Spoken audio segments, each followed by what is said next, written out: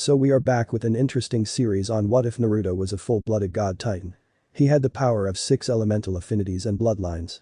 Here is a quick summary. Naruto is attacked and killed by Mizuki and a group of Kyuubi haters.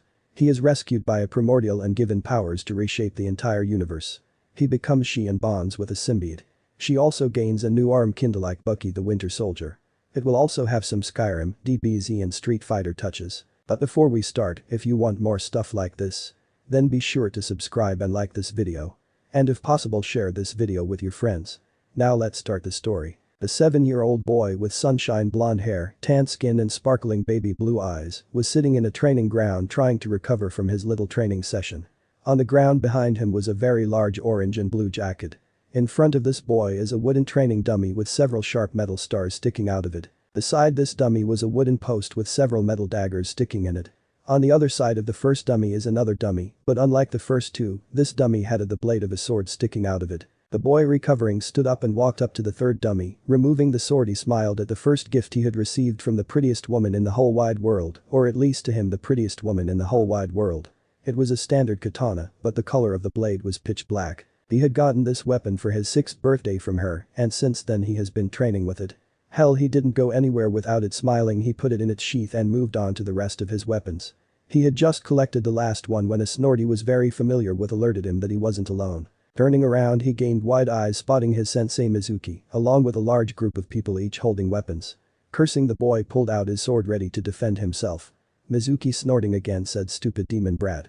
That stupid ugly sword will not stop us from doing what needs to be done." The boy, snorting, said, "I always knew you were trouble, Mizuki." Mizuki, snarling, said, "I'm not the ones who is trouble. You are, stupid demon." He and his merry group of idiots then charged at the boy, who without fear fought back. The boy of course lost, badly at that.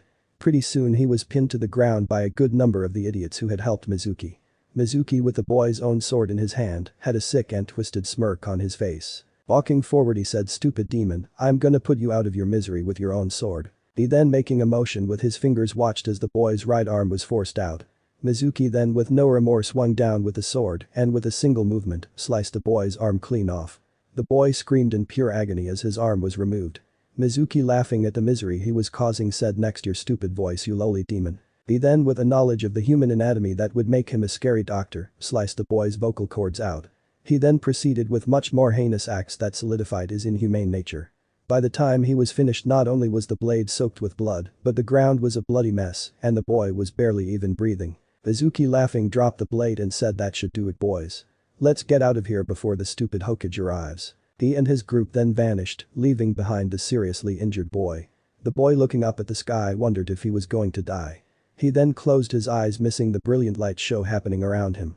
This light show was really the arrival of a higher being. This being formed in seconds. This being had long flowing green hair that would make grass envious. Her face was flawless and angelic in every way.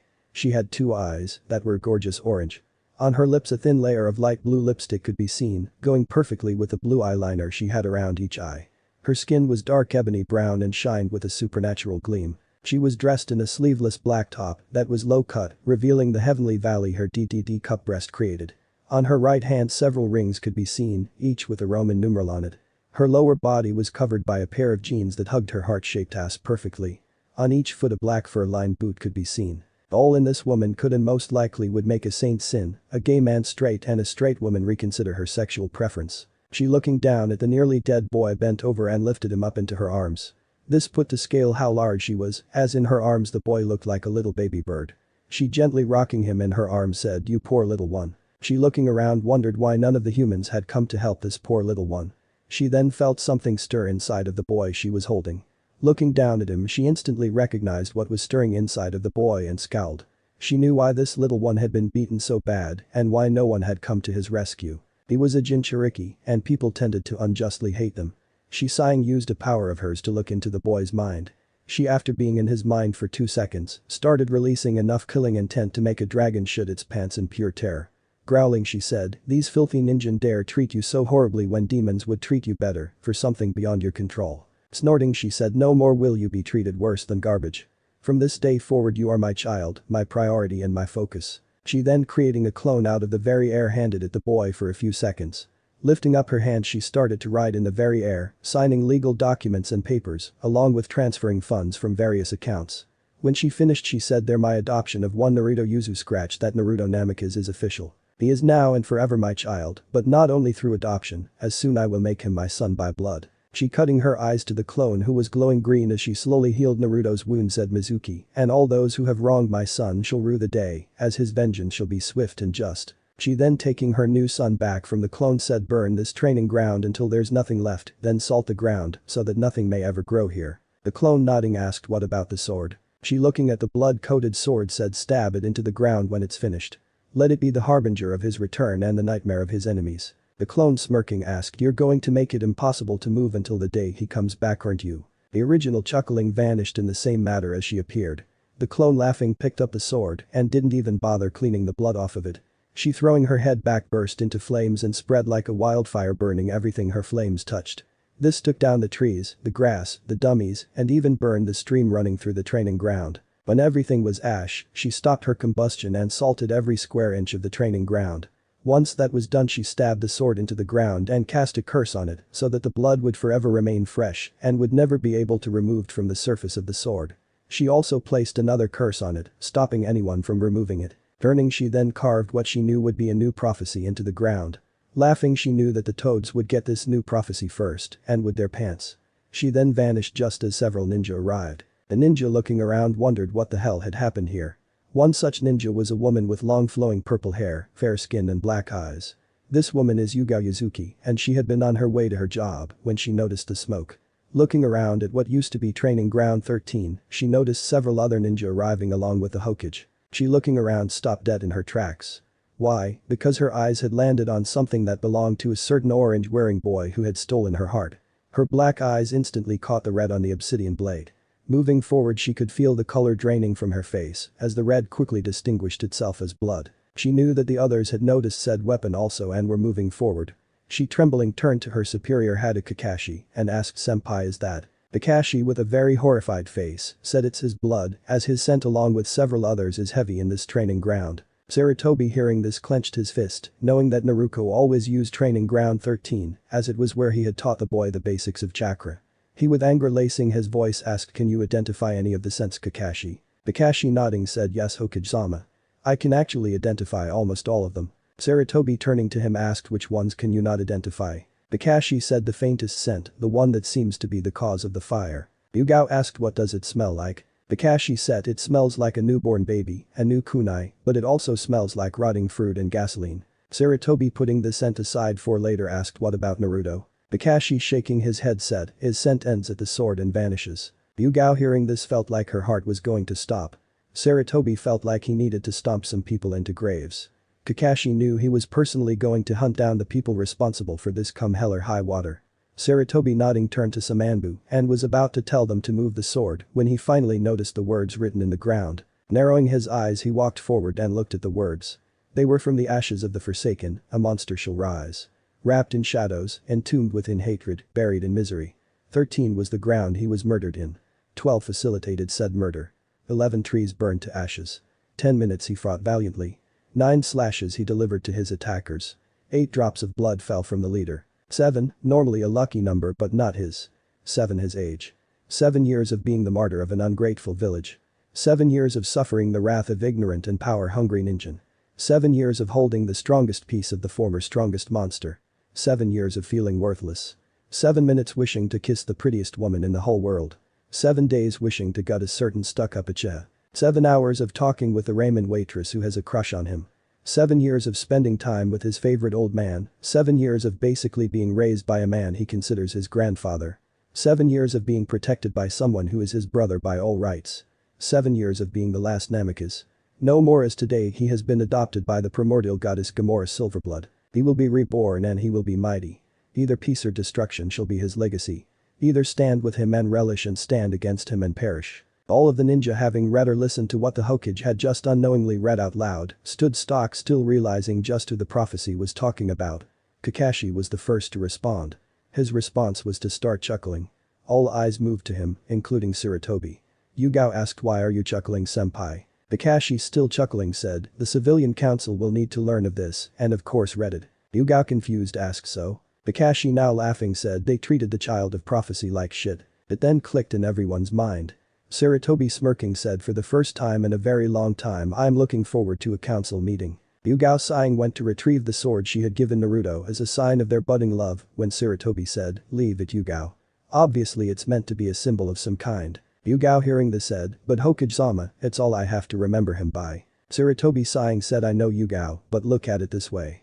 You can come visit this place as much as you want, as I'm sure the civilians will mark this place as a sacred ground when they read this prophecy and learn what they have done. Yugao was about to pout when something suddenly appeared in front of her. Blinking, she found a small stuffed purple fox in front of her. Picking it up, she blinked, finding a letter to her. Reading it, she smiled as apparently Gamora had realized that the sword was her only connection to Naruto, so she had given her this fox. Nuzzling it, she said, never mind Hokage-sama. Saratobi nodding said, alright then, some of you stay here and guard the site. It's an S-rank mission. The rest of you return to your duties. Everyone nodding vanished. Kakashi, sitting down by the sword, decided he was going to be one of the people who guarded it. Yugao still nuzzling the fox was another. The 7-year-old boy with sunshine blonde hair, tan skin and sparkling baby blue eyes was sitting in a training ground trying to recover from his little training session. On the ground behind him was a very large orange and blue jacket. In front of this boy is a wooden training dummy with several sharp metal stars sticking out of it. Beside this dummy was a wooden post with several metal daggers sticking in it. On the other side of the first dummy is another dummy, but unlike the first two, this dummy had the blade of a sword sticking out of it. The boy recovering stood up and walked up to the third dummy, removing the sword. He smiled at the first gift he had received from the prettiest woman in the whole wide world, or at least to him the prettiest woman in the whole wide world. It was a standard katana, but the color of the blade was pitch black. He had gotten this weapon for his 6th birthday from her, and since then he has been training with it. Hell, he didn't go anywhere without it. Smiling, he put it in its sheath and moved on to the rest of his weapons. He had just collected the last one when a snort he was very familiar with alerted him that he wasn't alone. Turning around, he gained wide eyes, spotting his sensei Mizuki, along with a large group of people each holding weapons. Cursing, the boy pulled out his sword ready to defend himself. Mizuki, snorting again, said, stupid demon brat. That stupid ugly sword will not stop us from doing what needs to be done. The boy, snorting, said, I always knew you were trouble, Mizuki. Mizuki, snarling, said, I'm not the ones who is trouble. You are, stupid demon. He and his merry group of idiots then charged at the boy, who without fear fought back. The boy of course lost, badly at that. Pretty soon he was pinned to the ground by a good number of the idiots who had helped Mizuki. Mizuki, with the boy's own sword in his hand, had a sick and twisted smirk on his face. Walking forward, he said, stupid demon, I'm gonna put you out of your misery with your own sword. He then, making a motion with his fingers, watched as the boy's right arm was forced out. Mizuki then, with no remorse, swung down with the sword and with a single movement sliced the boy's arm clean off. The boy screamed in pure agony as his arm was removed. Mizuki, laughing at the misery he was causing, said, next your stupid voice, you lowly demon. He then, with a knowledge of the human anatomy that would make him a scary doctor, sliced the boy's vocal cords out. He then proceeded with much more heinous acts that solidified his inhumane nature. By the time he was finished, not only was the blade soaked with blood, but the ground was a bloody mess and the boy was barely even breathing. Mizuki, laughing, dropped the blade and said, that should do it, boys. Let's get out of here before the stupid Hokage arrives. He and his group then vanished, leaving behind the seriously injured boy. The boy, looking up at the sky, wondered if he was going to die. He then closed his eyes, missing the brilliant light show happening around him. This light show was really the arrival of a higher being. This being formed in seconds. This being had long flowing green hair that would make grass envious. Her face was flawless and angelic in every way. She had 2 eyes that were gorgeous orange. On her lips a thin layer of light blue lipstick could be seen, going perfectly with the blue eyeliner she had around each eye. Her skin was dark ebony brown and shined with a supernatural gleam. She was dressed in a sleeveless black top that was low cut, revealing the heavenly valley her DDD cup breast created. On her right hand several rings could be seen, each with a Roman numeral on it. Her lower body was covered by a pair of jeans that hugged her heart-shaped ass perfectly. On each foot a black fur-lined boot could be seen. All in this woman could and most likely would make a saint sin, a gay man straight and a straight woman reconsider her sexual preference. She, looking down at the nearly dead boy, bent over and lifted him up into her arms.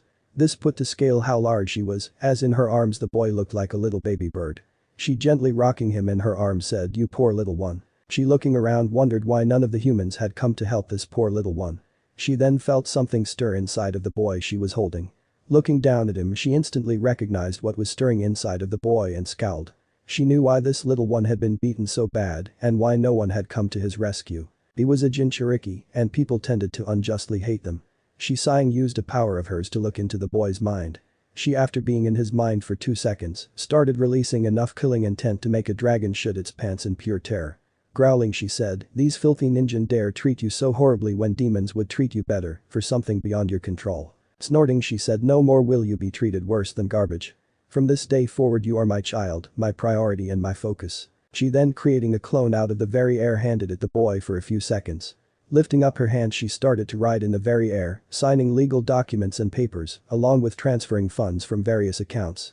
When she finished, she said, "There my adoption of one Naruto Yuzu scratch that Naruto Namikaze is official. He is now and forever my child, but not only through adoption, as soon I will make him my son by blood." She cutting her eyes to the clone who was glowing green as she slowly healed Naruto's wound, said Mizuki, "And all those who have wronged my son shall rue the day, as his vengeance shall be swift and just." She then, taking her new son back from the clone, said, "Burn this training ground until there's nothing left, then salt the ground so that nothing may ever grow here." The clone, nodding, asked, "What about the sword?" She, looking at the blood-coated sword, said, "Stab it into the ground when it's finished. Let it be the harbinger of his return and the nightmare of his enemies." The clone, smirking, asked, "You're going to make it impossible to move until the day he comes back, aren't you?" The original, chuckling, vanished in the same manner as she appeared. The clone, laughing, picked up the sword and didn't even bother cleaning the blood off of it. She, throwing her head back, burst into flames and spread like a wildfire, burning everything her flames touched. This took down the trees, the grass, the dummies, and even burned the stream running through the training ground. When everything was ash, she stopped her combustion and salted every square inch of the training ground. Once that was done, she stabbed the sword into the ground and cast a curse on it so that the blood would forever remain fresh and would never be able to removed from the surface of the sword. She also placed another curse on it, stopping anyone from removing it. Turning, she then carved what she knew would be a new prophecy into the ground. Laughing, she knew that the toads would get this new prophecy first and with their pants. She then vanished just as several ninja arrived. The ninja, looking around, wondered what the hell had happened here. One such ninja was a woman with long flowing purple hair, fair skin and black eyes. This woman is Yuga Yuzuki, and she had been on her way to her job when she noticed the smoke. Looking around at what used to be training ground 13, she noticed several other ninja arriving along with the Hokage. She, looking around, stopped dead in her tracks. Why? Because her eyes had landed on something that belonged to a certain orange-wearing boy who had stolen her heart. Her black eyes instantly caught the red on the obsidian blade. Moving forward, she could feel the color draining from her face as the red quickly distinguished itself as blood. She knew that the others had noticed said weapon also and were moving forward. She, trembling, turned to her superior Hada Kakashi and asked, "Senpai, is that?" Kakashi, with a very horrified face, said, "It's his blood, as his scent along with several others is heavy in this training ground." Sarutobi, hearing this, clenched his fist, knowing that Naruto always used training ground 13 as it was where he had taught the boy the basics of chakra. He, with anger lacing his voice, asked, "Can you identify any of the scents, Kakashi?" Kakashi, nodding, said, "Yes, Hokage-sama. I can actually identify almost all of them." Sarutobi, turning to him, asked, "Which ones can you not identify?" Kakashi said, "The faintest scent, the one that seems to be the cause of the fire." Yugao asked, "What does it smell like?" Kakashi said, "It smells like a newborn baby, a new kunai, but it also smells like rotting fruit and gasoline." Sarutobi, putting the scent aside for later, asked, "What about Naruto?" Kakashi, shaking his head, said, "His scent ends at the sword and vanishes." Yugao, hearing this, felt like her heart was going to stop. Sarutobi felt like he needed to stomp some people into graves. Kakashi knew he was personally going to hunt down the people responsible for this come hell or high water. Sarutobi, nodding, turned to Samanbu and was about to tell them to move the sword when he finally noticed the words written in the ground. Narrowing his eyes, he walked forward and looked at the words. They were, "From the ashes of the Forsaken, a monster shall rise. Wrapped in shadows, entombed within hatred, buried in misery." 13 was the ground he was murdered in. 12 facilitated said murder. 11 trees burned to ashes. 10 minutes he fought valiantly. 9 slashes he delivered to his attackers. 8 drops of blood fell from the leader. 7, normally a lucky number but not his. 7 his age. 7 years of being the martyr of an ungrateful village. 7 years of suffering the wrath of ignorant and power-hungry ninja. 7 years of holding the strongest piece of the former strongest monster. 7 years of feeling worthless. 7 minutes wishing to kiss the prettiest woman in the whole world. 7 days wishing to gut a certain stuck-up bitch. 7 hours of talking with the ramen waitress who has a crush on him. 7 years of spending time with his favorite old man. 7 years of basically being raised by a man he considers his grandfather. 7 years of being protected by someone who is his brother by all rights. 7 years of being the last Namikaze. No more, as today he has been adopted by the primordial goddess Gamora Silverblood. He will be reborn and he will be mighty. Either peace or destruction shall be his legacy. Either stand with him and relish and stand against him and perish. All of the ninja, having read or listened to what the Hokage had just unknowingly read out loud, stood stock still, realizing just who the prophecy was talking about. Kakashi was the first to respond. His response was to start chuckling. All eyes moved to him, including Sarutobi. Yugao asked, "Why are you chuckling, senpai?" Kakashi, still chuckling, said, "The civilian council will need to learn of this," and of course read it. Yugao, confused, asked, "So?" Kakashi, now laughing, said, "They treated the child of prophecy like shit." It then clicked in everyone's mind. Sarutobi, smirking, said, "For the first time in a very long time, I'm looking forward to a council meeting." Yugao, sighing, went to retrieve the sword she had given Naruto as a sign of their budding love when Sarutobi said, "Leave it, Yugao. Obviously it's meant to be a symbol of some kind." Yugao, hearing this, said, "But Hokage-sama, it's all I have to remember him by." Sarutobi, sighing, said, "I know, Yugao, but look at it this way. You can come visit this place as much as you want, as I'm sure the civilians will mark this place as a sacred ground when they read this prophecy and learn what they have done." Yugao was about to pout when something suddenly appeared in front of her. Blinking, she found a small stuffed purple fox in front of her. Picking it up, she blinked, finding a letter to her. Reading it, she smiled, as apparently Gamora had realized that the sword was her only connection to Naruto, so she had given her this fox. Nuzzling it, she said, "Never mind, Hokage-sama." Sarutobi, nodding, said, "Alright then, some of you stay here and guard the site. It's an S-rank mission. The rest of you return to your duties." Everyone, nodding, vanished. Kakashi, sitting down by the sword, decided he was going to be one of the people who guarded it. Yugao, still nuzzling the fox, was another. 2 years later, and Naruto was now 9. Her blonde hair was cut into a strict ponytail with shaved sides. She was no longer short or scrawny, as eating her mother's cooking and constantly being in Animus room had helped her grow. She now stood at 5 feet 3 inches, and her skin was now a golden ebony brown. Her ears were pierced, having 9 golden rings in each ear. She no longer wore the Deadpool suit, as she now wore a black sleeveless shirt that was also armor.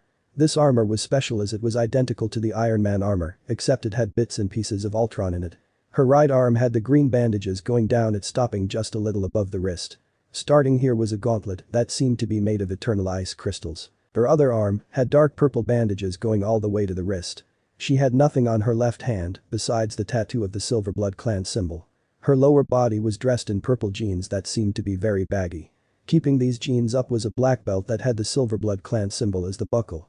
She had nothing on her feet, as it was nigh impossible to even harm her feet. Right now Naruto is in the library searching for the stupid scroll about Black Bolt. She, finding it, opened and walked out of the library.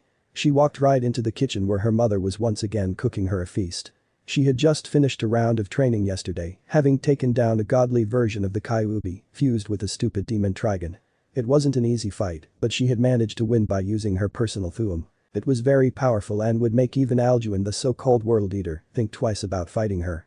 Taking a seat, she blinked when Gamora said, "Baby, you need to unlock your transformations." Naruto, setting the scroll down, said, "They are unlocked, I just have to create them." She, turning and giving her a look, asked, "Just why haven't you created any yet?" She, taking a bite of the pancakes in front of her, said, "Because I haven't had a reason to." She rolled her eyes and said, "Alright then, I'll crank up the difficulty of the Animus. You're going to transform soon." Naruto, rolling her own eyes, said, "Okay, mom." She then finished with her meal, decided it was shower time, before going back into the Animus. Getting up, she walked towards her room. Gamora, watching her daughter leave, sighed, knowing just how she was going to get her to transform. She was going to let her face Thanos or Galactus. Either way, it would push her baby to transform. 3 hours later, Naruto walked into the Animus room and instantly felt like she was about to be pushed to her limit. Seconds later, she was forced to jump back as gigantic fist crashed down on her previous position. She, looking up, blanched, spotting a fusion of Galactus and Thanos looking at her like she was a damn snack. She jumped back when a foot tried to smash her. Opening her mouth to let loose a Thuum, she wasn't prepared to be kicked in the face hard. Rolling to her feet, she wiped her chin, spotting what she knew to be maximum carnage. The freak, laughing, slammed its hands to the ground and created a huge wall of Symbiote. Naruto, jumping, was then doubled over by a punch in the stomach from X-23. Landing, she was then kicked by Black Bolt. Standing to her feet, she scowled as her mother hadn't been joking when she told her she was kicking it up a level. Smirking as she enjoyed a challenge, she charged towards the battle. Pretty soon she was down on the ground, having taken down X-23 and Black Bolt, but Maximum Carnage and Galactus were kicking her damn ass. Struggling her feet, she ignored some of her broken armor, falling to the ground to reveal her wrapped chest. Naruto, shutting her eyes, knew it was time for her first transformation. She also knew she needed to distract them. Moving her hands to her forehead and focusing her energy, she opened her mouth and whispered, "Solar Flare." She knew it had worked when Carnage screeched in pure agony and Galactus groaned in agony. Blasting away, she ducked into a tunnel and followed it to its deepest point. She sitting down looked down at her armor and knew that this version was done for. Removing it, she considered removing her wraps. She then shook her head as she wasn't going to do that. Shutting her eyes, she knew that from what she had absorbed from Frieza, Majin Buu and the Saiyans, their transformations were brought on by extreme emotional pain, or in Frieza's case arrogance and anger. She needed to tap into her emotions and transform. She had let go of much of her emotions a year ago, mainly her anger at the stupid villagers for treating her like a demon, her anger at the Yondaime for sealing the blasted fox inside of her, and her fury at Mizuki for trying to kill her. Wait a minute, there was still one damn thing she had. Her fury at the madman behind the Kyuubi attack for taking away her godmother. Scratch that, she had two things now. Her fury at the idiotic civilian council for stopping Kakashi from adopting her. Fury now started to pour out of her, and she could feel her power starting to increase. She, opening her eyes to reveal slitted black pupils, roared as her first transformation occurred. This created a gigantic pillar of power that literally destroyed everything around her. Her body then started to change. First she started to get bigger, until she was easily 9 feet tall. Her body bulged out with muscles as thick draconic scales started to grow around her. Roaring, she felt 2 horns grow out of her head. Her transformation then ended with her now looking like a draconic version of She-Hulk. Roaring, she blasted towards Carnage, who was running towards her. Opening her mouth, a Thuum automatically came out. The words that came out of her mouth were Yal to her Shul. Unlike when she normally did this, the flames that came out were bright purple, and when they touched Carnage, the symbiote was burned alive. Naruto didn't stop though, no, she kept breathing the purple flames until Phylactus swung his fist at her, trying to knock her out of the air. He was shocked when not only did she catch his fist, but started to break the bones in said fist. He, trying and failing to retrieve his fist from the furious Naruto, screamed in agony when she broke the bones in his hand. Naruto, rejoicing in his cry of pain, let his hand go and opening her mouth, said Multurnus Cataclysm. The entire planet shook when she finished this shout. Phylactus screamed as his entire right arm broke from the sheer force behind this Thuum. Naruto didn't stop here though, as she opened her mouth once more, said Fusba die in rapid burst. The air literally started to explode from this Thuum, and Phylactus was getting hit left and right. Naruto, shooting high into the air, started to repeatedly unleash the fire breath shout. This assault soon had Phylactus on his knees as his body burned. Naruto, high above, roared and opening her mouth one last time, said Ven Nose Gar. Phylactus was then consumed by a gigantic cyclone that, combined with the flames still burning his body, created a flame tunnel. When said tunnel died down, Phylactus was dead. Naruto, spotting this, roared in victory. Setting down on the ground, she dropped her transformation. This made her hair that had been in a ponytail grow back to full length. She growled, hating this, but then feeling the breeze on her chest, quickly realized that her transformation had done more, then made her hair grow back to its natural length. She, watching as the door appeared and the battlefield vanished, used her insane speed and blasted towards her room to put some clothes on. The more feeling as her child blast by her, giggled and said, I think we'll call that transformation fury. 2 days later, Naruto, sleeping in her bed, was taking a day off from her train, eat, sleep schedule. Today she planned on just relaxing. She blinked when Gamora walked into the room holding a large scroll. Gamora, sitting down on the bed, smiled at her baby girl and said, alright baby, I've studied the great ninja, and I've decided that like the Sannin, Hanzo, Sarutobi and a few others, you'll be getting a summoning contract. Now I had to think long and hard about what summons could work well with you, and after a while I finally figured out the perfect summon for you. She, pushing the scroll towards Naruto, said, this is the brand new summoning contracts to the Adaptoids. Naruto, hearing this, wanted to react, but her sleepy body didn't. Instead she yawned and opened the scroll. Letting her hand bleed, she signed the contract with her name. She, yawning again, rolled over and went back to relaxing. Gamora, spotting this, giggled and took the scroll. Getting up, she walked out of the room, planning on calibrating the Animus room. Her baby needed to increase her power, and the Animus room was the best way to do this. She of course already had several clones in the kitchen cooking Naruto her lunch. Today Naruto's lunch was going to be a simple grilled cheese sandwich with a side of fresh grilled leeks. She then blinked, remembering that she still needed to give Naruto the talk. Creating a clone, she handed it the scroll and turned back to Naruto's room. Walking in, she giggled again as Naruto was on her side, turned facing the wall. Sitting down on the bed, she coughed and said, alright baby, it's time me to give you the talk. Naruto, rolling over to look at her mother, wondered what this talk was about. Gamora, smiling, said, now when a man loves a woman and that woman loves that man, things start happening. She then went on and on about the birds and the bees, going into graphic detail about some things. When she finished, Naruto was as white as a ghost and felt sick to her stomach. Gamora, ignoring this, smiled and said, there, now you have had the talk. She then got up and left the room. Naruto, shivering, said, I didn't need to know any of that. She then rolled back over and decided to take a nap until lunch was ready. 2 months later and Naruto was drenched in sweat as she faced off against her toughest opponent yet. She was facing off against a super adaptoid that had copied her very unique and very potent fighting style.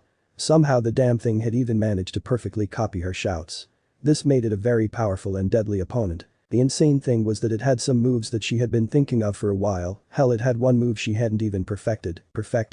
Standing up she wiped the sweat off of her forehead. Knowing what she needed to do she rushed the damn thing and started to unleash a hellish combo on the robot. This combo blasted the adaptoid high into the air and slammed it back into the earth. Naruto landing cupped her hands together and started to gather the cosmic energy she was so familiar with. She feeling a ball form in her hands blasted forward and said Hadouken. This blue swirling ball of energy collided directly with the adaptoid and made it spark. Naruto gritting her teeth knew she needed one last big attack and the thing would be finished. Charging up another attack she felt and heard the symbiote roar inside of her, indicating it was tired of this battle also. Suddenly a heat she was familiar breathing started coming from her attack. She with a determination that many of her enemies would come to know as the monster's right. She opening her mouth spoke softly take this. Shinku Hadouken. She then unleashed a fiery version of the Hadouken that finally took down the super adaptoid. When it hit the ground Naruto watched as the animus returned to normal and Gamora walked in holding a very large cake. Naruto confused wondered what the cake was for when Gamora said happy birthday Musum. Naruto blinking asked her partner in crime and life what day it was. Her symbiote smiling informed her that it was indeed October 10 and she was 10 years old. Naruto smiling blinked when said being also informed her that it was about time her monster instinct started kicking in. She had to push the blush down as the symbiote informed her that one of said instincts was to find a suitable mate or mates and fuck them silly. Gamora being able to hear the conversation her child and the symbiote her child shared a body with giggled. Naruto shaking her blush away, accepted a piece of cake and asked her mother so besides this cake what did you get me? Gamora giggling said I've finally found the perfect weapon to complete your look. Naruto hearing this smiled as she and her mother had been looking for a weapon to complete her baddest look. Her symbiote enjoying the cake didn't feel like telling Naruto that it was technically the weapon that completed the baddest look she was going for. It then smirked as it couldn't wait until the next training session in the Animus room as Naruto was going to start using it now as she had finally reached 10. It cackled knowing that Naruto was about to get 20 times more destructive and 30 times more deadly. Naruto ignoring the cackling symbiote inside of her, happily ate her cake, knowing that in 2 years' time she would be going back to the mortal world and one Mizuki would be getting a very special treat. 2 years later and Naruto was sitting on top of the ruined remains of several very powerful robots known as Sentinels. She of course was inside the Animus room. In the last 2 years Naruto had not only created more transformations, but she had developed her skills so much that her base form was enough to take on the average jonin. Naruto in the past 2 years had accepted her hair as it was. So now she kept it at full length, but most of the time it was in a plaited ponytail. As it was right now. Her ears had the same 9 golden rings sitting each ear, but now had a slightly pointed tip. Her blue eyes were slitted and her pupil was a starling white. The most astonishing thing about her eyes though was the 3 black comma-like marks constantly circling said pupil. This was not an illusion as Naruto was indeed part Uchiha and had unlocked the trademark Taijutsu of said clan. She had pushed hers though until she had reached a state like none had or ever will again. She had at first reached the Mangekyou Sharingan state after witnessing her own near-death multiple times. She had then mastered several of its techniques including her own exclusive technique. After nearly going blind from mastering said techniques she had slowly flooded the Taijutsu with cosmic energy, mutating it until it evolved into the eternal Mangekyou Sharingan. She didn't stop there though as she kept pushing cosmic energy into the Taijutsu until it evolved again into this form. She had all the powers of the all states of the Sharingan, but no chakra drain. It also drew in cosmic energy, constantly feeding her already universal supply of said energy. She called this the cosmic eternal Mangekyou Sharingan. Anyway she was once again dressed in her first outfit, except this time it was tighter fitting and showed off her DD cup breast. Her customized armor had been included in this outfit as it not only constantly repaired itself, but created a bubble of temperature-controlled air around her and created a very powerful force field. Anyway like her first outfit it was mostly dark purple, but unlike her first outfit, the arms had mostly been removed, revealing her gorgeous dark brown arms. Her gloves had the Silverblood clan symbol, along with the Uchiha clan symbol on the back of them. Her boots were also fur-lined like Gamora's, with the difference being Naruto's fur was from a very large tiger. Naruto watching as the door slowly appeared grabbed the hilt of her sword from the skull of a still smoking sentinel, jumped down and walked out of the room. Gamora looking at her with pride shining in her eyes, said my baby is finally 12. She then latching on to Naruto said she's all grown up. Naruto rolling her eyes said mom you act like I'm marching into war or something. All I'm doing is returning to Konoha, becoming a Kunoichi and killing Mizuki. Nomura still hugging Naruto said, but you are going to war baby. War with the stupidity of the human race and your raging hormones. Naruto rolling her eyes knew her mother was about to start crying again, so she shutting her eyes, literally melted into a pile of goop. She moving away from her mother reformed and slipped her sword in its sheath. Turning she rolled her eyes as instead of crying Gamora was pouting. Naruto turning asked are we having this delayed birthday going away party or not? Namora going back to smiling said of course. She then walking beside her daughter said, you're going to be a hit in Konoha. Naruto snorting said I'm going to be a hit alright. I'm going to hit my idiot brother in the face multiple times. I'm going to hit that pretender to the crown Uchiha several times. I'm going to hit the civilian council for marking said pretender as legally sane and kissing his ass. Namora giggling asked what about Mizuki? Naruto smirking said I'm not going to hit him, I'm going to fucking kill the traitor and mount his head on a spike outside of my home. Namora laughed hearing this as her baby was a little homicidal and this was on a good day. In Konoha the next day, Sarutobi Hiruzen sitting at his desk was rubbing his temples as in front of him was Kiba Inuzuka, otherwise known as Konoha's prank king. Sarutobi had no clue why Kiba picked up Naruto's old habit but at times he wished the boy hadn't. The boy had decided to paint the Hokage monument in broad daylight and to Sarutobi's shock had done so without getting caught until it was over. The boy's mother and sister were on the way and Sarutobi knew the boy was in for a beating as Tsume tended to try and beat the idiot out of her son while Hana just liked beating up her stupid little brother. He was about to ask a question when a swirl of leaves happened in front of the boy. He blinking watched as the classic leaf shushin died down. It was revealed to be Yugao who was holding something that made his eyes widen. Yugao was standing in front of him holding the blade that had been declared sacred by the entire village, but had been tried to be moved by many thinking that if they moved it, they were destined to be as powerful and great as Minato Namikaze.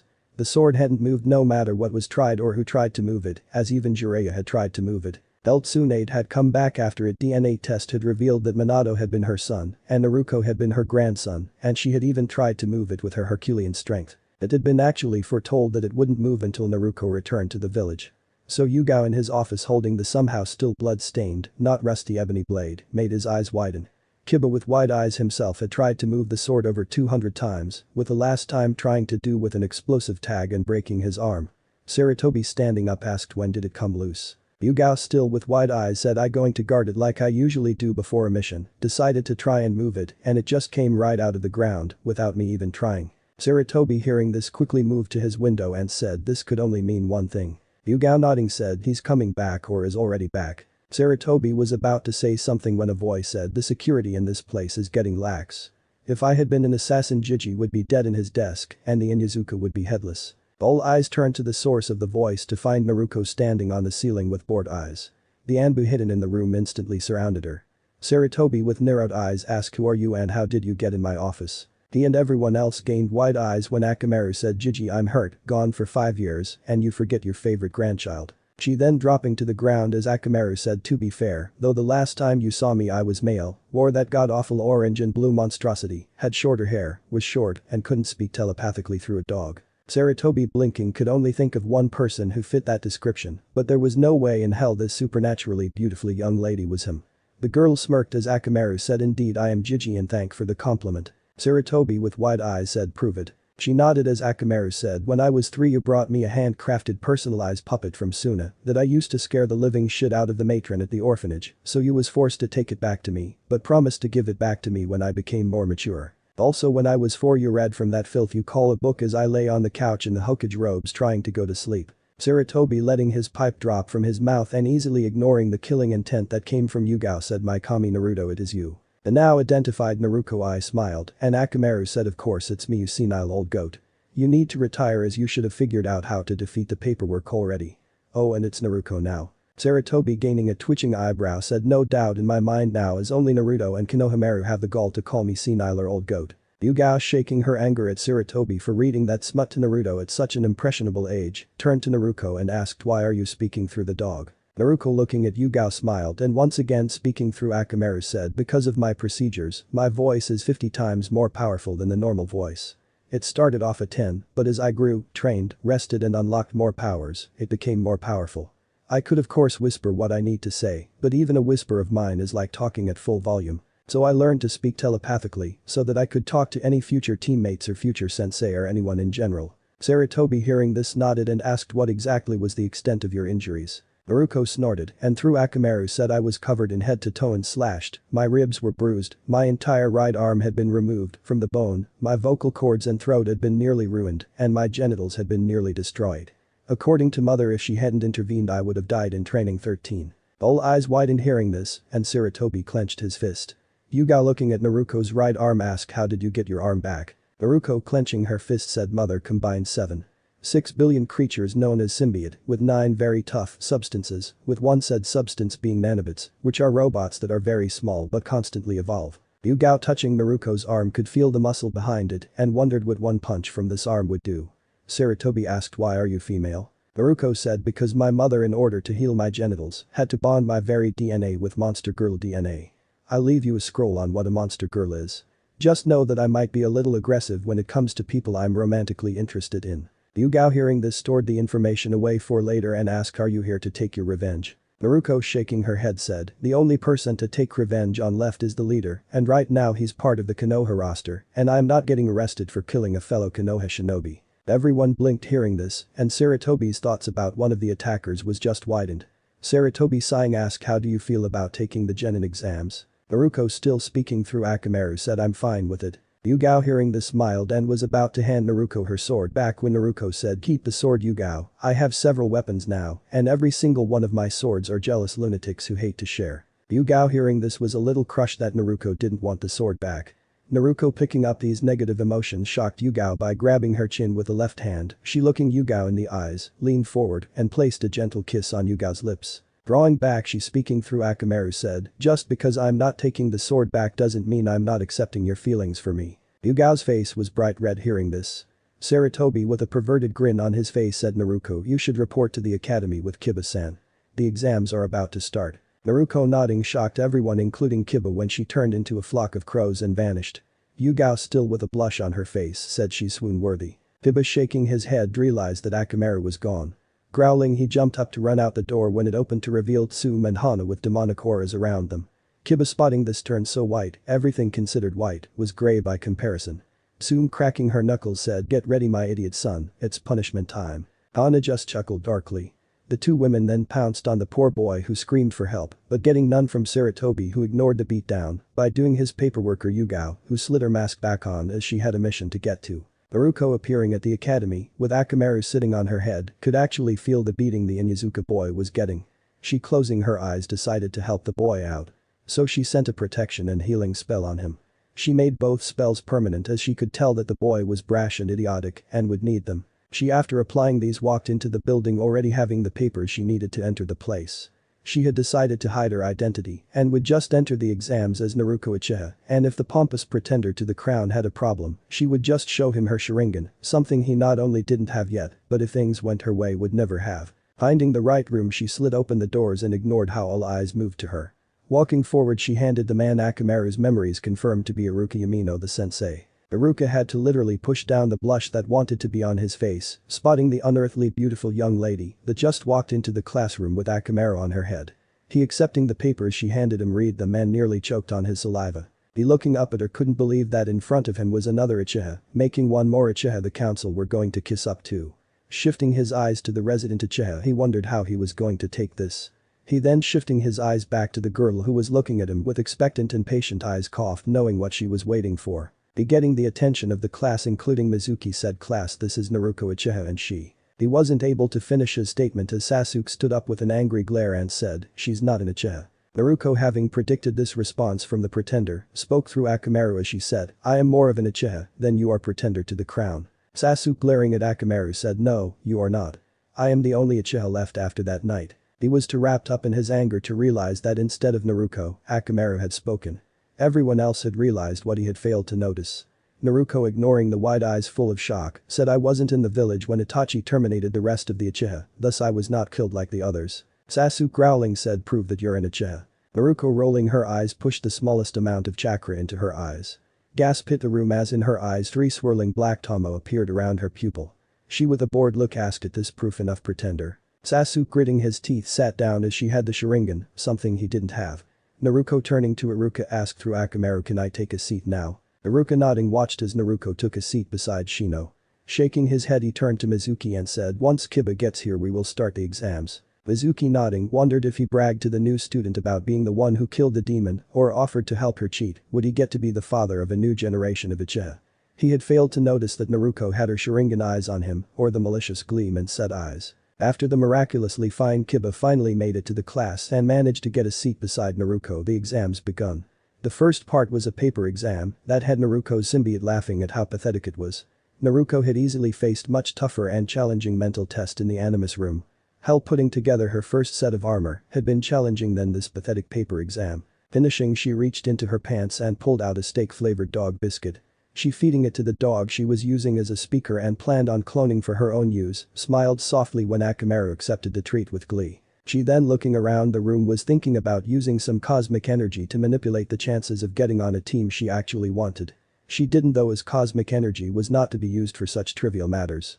She knew everyone in the room, as one thing she had become perfect at was studying people and getting to know her opponents. She had watched everyone in the room from the Silverblood mansion and knew things about them they most likely didn't even know.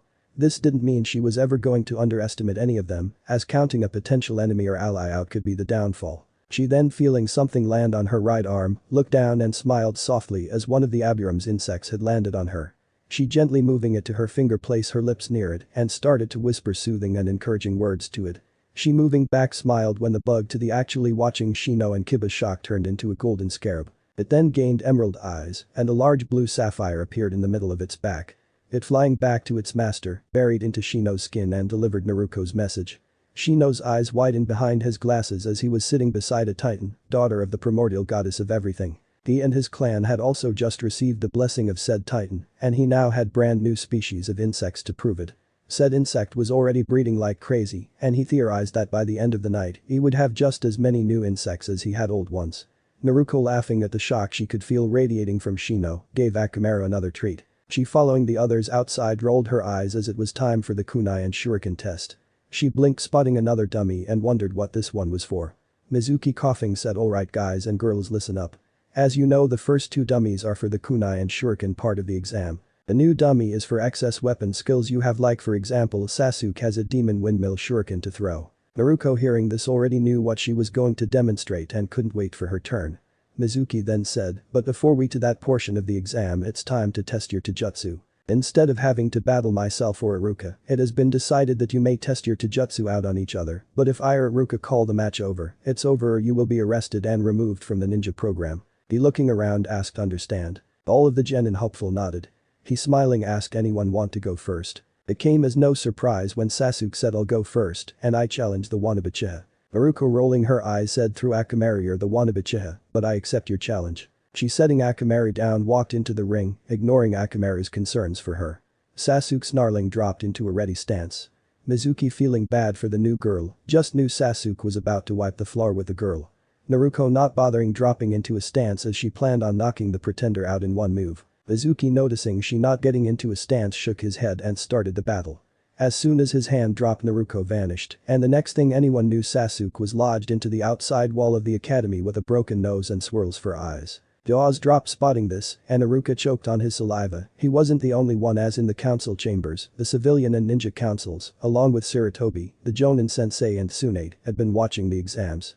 Everyone had choked on their saliva when this had happened, and Kakashi, with wide eyes, asked, "What in the nine hells?" Sarutobi, with his pipe on the floor, had actually seen Naruto's attack.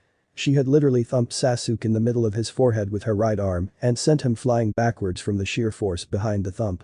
Tsunade, having seen it, also asked, "How strong is she?" Naruto, appearing, snorted and said, "Oops, I knocked him out." Akamaru and quite a few others, actually hearing the unapologetic tone in her voice, understood she meant to knock him out. Shikamaru Nara, being one of these people, was looking at Naruto like she was the most troublesome woman in all of existence. Naruto, looking at Iruka, asked through Akamaru, "Are you going to declare me the victor or not?" Iruka, gulping, marked her down as the victor by a long shot. Mizuki had shit himself as he hadn't even seen her move. After everyone had gone and Sasuke had both been woken up and healed, it was time for the kunai and shuriken part of the exam. Naruto, sitting with Akamaru on her head, watched as everyone went with bored, apathetic eyes. Her symbiote inside of her was itching at the chance for her to show off and make the pretender look like a loser. Akamaru, chewing on a bone Naruto had pulled from her pocket, really liked Naruto and loved how warm her hair was. He was also trying to figure out what the energy she emitted was. It was stronger than chakra and seemed to soak into his entire soul. shrugging his dog shoulders and went back to chewing on the bone she had given him. His delicious bone that tasted like all the best things in the world, and if anyone tried to take it away from him, would die a horrible and painful death. Sasuke sitting off to the side was glaring at Naruto with pure hate as she had easily defeated him, and he had always been taught that only another Uchiha could defeat an Uchiha. So this not only proved that she was an Uchiha, but because she had her Sharingan she was his superior. He glaring at Akamaru, wondered if the stupid mutt realized that it was sitting on a superior being. Shino speaking to one of his new insects as it told him about cosmic energy, was shocked that cosmic energy was so powerful. He was also very wary of pissing off his new ally, as his insect informed him that she had more cosmic energy than almost anything in existence, with her mother having the most. Hiba was curious on why Akamaru was sitting on Naruto's head instead of his, but shrugged not thinking it was a big deal. Sasuke's name was then called, and the arrogant Uchiha walked up to the table and grabbed his weapons with vigor. He tossing them hit every single mark. He jacking his nose up high, smirked when Mizuki said perfect score as always Sasuke. Sasuke then pulling out a demon windmill shuriken spun and tossed it at the other dummy. It hitting dead on made him smirk. Naruto rolled her eyes as her performance was going to make his look like garbage. Mizuki getting to her name looked up at the table and blinked as she didn't have any shuriken or kunai, as the only set left was for the Yamanaka heiress. Naruto standing up walked past the table and through Akamaru asked are we ready? Mizuki, Iruka and the others all nodded. She closing her eyes surged the cosmic energy through her body and felt her right arm start expelling chunks of silver-tinted metal. She opening her eyes grabbed the metal that shifted into 5 shuriken and 5 kunai. She ignoring the gasp behind her tossed them and not only hit every mark, but when the last weapon hit the dummies broke the dummies. Jaws scraped the ground spotting this, and Kiba said holy shit. Iruka marking down a flawless ask anything else. She nodding moved her hands to her hips. She feeling her the twin pistols Gamora had gotten her for her 10th birthday appear pulled them out aimed at the dummy and squeezed the trigger. Eyes turned into comical circles when the pistols quickly shifted into very large machine guns and started to unleash clip after clip of bullets into the dummy and trees behind the dummy. Naruto walking forward, turned and shifted the machine guns into shotguns. She firing at the dummy ignored the fact that the dummy was starting to look ragged. She still walking forward turned another direction and shifted the shotguns into sniper rifles and continued to fire at the dummy. She now standing 2 inches from the dummy, shifted the sniper rifles into pistols again. She firing like rapid into the dummy watched it lift into the air. Spinning her weapons she attached them to their hips and felt them vanish. Grabbing her shoulder she felt the hilt to one of her many blades appear. Launching into the air and glowing she started to slice the dummy into very fine pieces. Landing she revealed her pitch black blade with a serrated edge and threw Akamaru, who was still somehow on her head roar Kurohim. Jaws scraped the ground when the dummy burst into black flames that burned brightly in the sky. These flames quickly took the form of the kanji for night. She putting her blade up looked at the dumbfounded Iruka and Mizuki. She tilting her head asked through Akamaru how was that? Iruka recovering from his shock first said oh yeah that was flawless. Smiling she bowed and walked back over to her spot, ignoring how most of the class was looking at her with wide eyes. Sasuke was looking at her with jealous eyes, Kiba had hearts for eyes, and Shino just shook his head. The ones watching from the council chambers were all beyond shocked at the masterful display of not only power, but expertise with weapons. Sarutobi shaking his head felt bad for Naruto's future enemies as they were dead men or women walking. A few hours later Naruto sitting in a stool in her 3rd favorite place in all of existence, was literally shoveling bowls of ramen into her mouth. Around her neck was her Konoha headband as she had passed with flying colors. She finishing her outstanding 100th bowl, set it down and smiled happily, ignoring the gobsmacked looks on everyone's faces. Gucci Ichiraku had $signs for eyes as her bill was going to pay for his lights and home for the next 4 years. AM was wondering where she was putting it all. Akamaru still with Naruto was eating the nice juicy steak Naruto had bought him. He now officially liked her way more than he liked the idiot Tsum-san had paired him with. Naruto feeling stuffed asked through Akamaru how much do I owe you Tucci? He said $450. Naruto giggling reached into her pocket and pulled out her black and yellow wallet. Opening it, she pulled out 10 $100 bills and 5 $20 bills. Laying them down she said, there you go $1,100. Keep the change. She then picking up Akamaru and his steak walked out of the eating establishment. Tucci had his jaw scrape the ground as she had given him over $650 of change. He gaining a big goofy grin, decided she was his favorite customer, just like Naruto had been. AM picking up the money smiled as she could finally buy some flowers for Naruto's training ground in remembrance of her first crush. Neither person knew that the gorgeous young lady that had just left their business was Naruto in a new more powerful form. Naruto walking down the street with a full and happy Akamaru sitting on her head, was wondering when Mizuki would reveal his true colors and betray the village. She was also wondering what asinine peon he would use to help him with his doomed little plan. She reaching into her pocket, which was in reality a compact path to her armory and room in the Silverblood Manor. She pulling out a blueberry lollipop, removed the wrapper and slipped into her mouth. She realizing that she was going to need a place to sleep as she didn't plan on using her dimension traveling abilities or teleportation powers just to go to the Silverblood Manor every night, or when she got sleepy, started coming up with ways to get herself a place to lay her head. Her partner and best friend Dynamic, otherwise known as her symbiote, was making suggestions she use her supposed feminine charm and supernatural beauty to get a home. She considered this plan for about 2 seconds before stomping it deep into the ground. Instead, she was just going to use the unused training ground 13 and make it her home. Turning, she knew she needed to talk to Sarutobi about this, plus he had a certain puppet of hers that she wanted back. Walking down the street towards the Hokage Tower, she noticed how the people she passed by seemed to react. The males got nosebleeds and stared at her like she was a piece of meat. The female either blushed from her sheer beauty or got extremely jealous. It was the children's reactions that made her smile. They looked at her like she was a goddess given human form. They weren't far off, and Dynamic loved to remind her of this. She, spotting a little girl dressed in rags looking like she hadn't eaten in weeks, stopped and asked in the gentlest tone, "Why are you standing in the street starving, little one?" The 5-year-old girl, looking up at her with the sweetest green eyes, said, "I don't have anyone to take care of me, as mommy died on a mission and daddy has another family." Naruto, hearing this, agreed with Dynamic's roar to adopt the infinitely adorable little girl. Smiling softly, she said, "Come with me, little one, as I promise you that not only will you have someone to take care of you, but you'll have someone to spoil you rotten." The little girl, hearing this, blinked and asked, "Really, you mean it?" Naruto, nodding, offered the little girl her hand.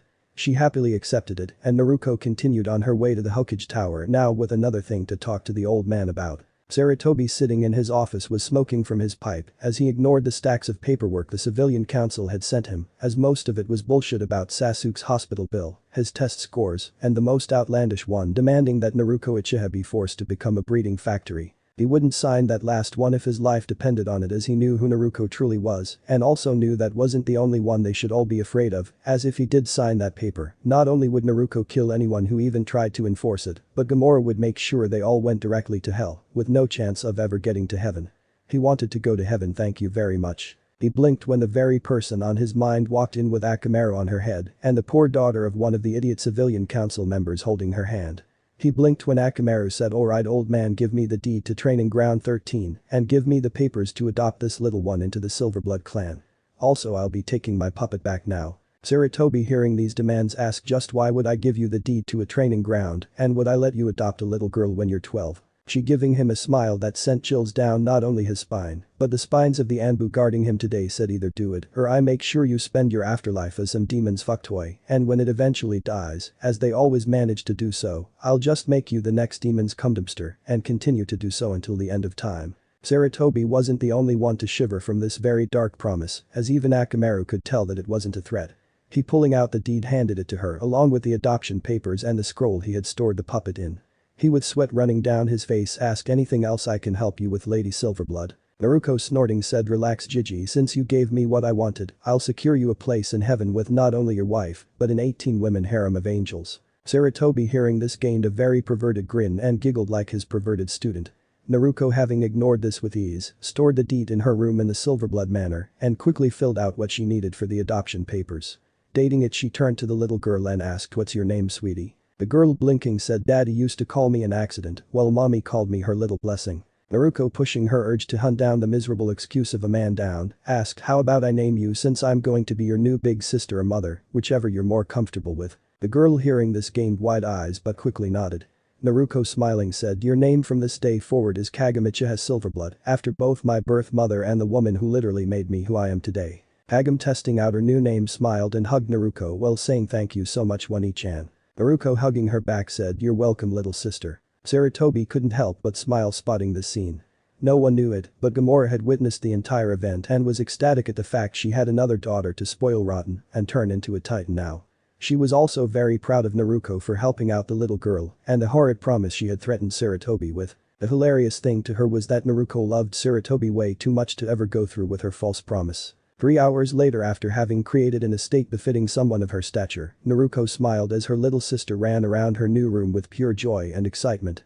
Trailing not far behind Kagome was a kid Naruto had created just for her. The estate was sitting on a gorgeous and lovely plain that Naruto had created from scratch, as Gamora had salted the earth of Training Ground 13 so that nothing could or ever would grow in it. Creating all of this didn't even put a dent in Naruto's massive energy reserves. Akamaru had gone home to his master and clan, and Naruto was fine with this, as the dog had been with her since she first arrived. She blinked when Dynamic informed her that the time for her just vengeance was at hand. Mizuki had just struck and had used the pretender to the Uchiha clan as his scapegoat in full. The idiot had not only stolen the Forbidden Scroll, but had even stolen several other scrolls along with it.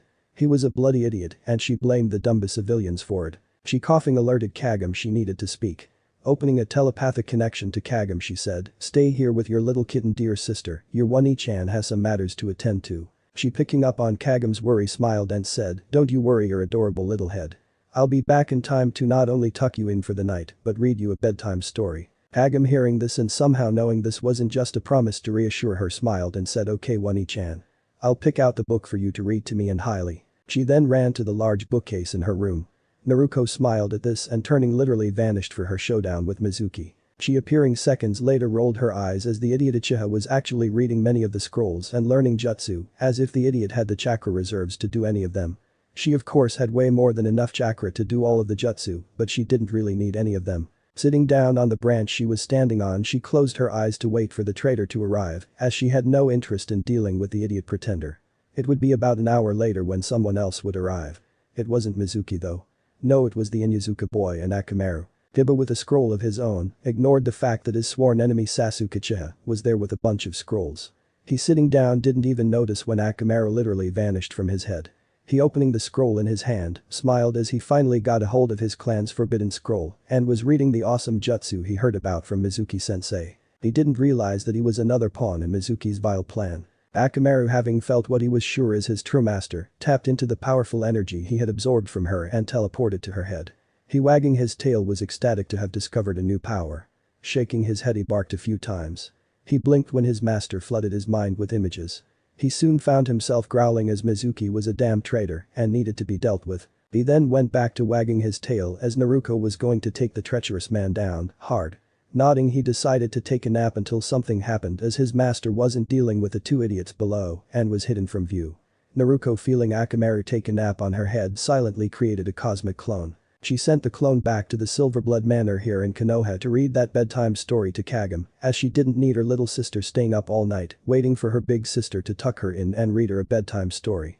Shutting her eyes again she decided to do like Akamaru and Dynamic and take a nap until her quarry arrived. Down below Sasuke reading about the shadow clone jutsu smiled thinking in his deluded mind that with the many jutsu he was learning, he'd be able to put that stupid fake Uchiha in her place. He hadn't even realized that every single jutsu he had learned required more chakra than he had.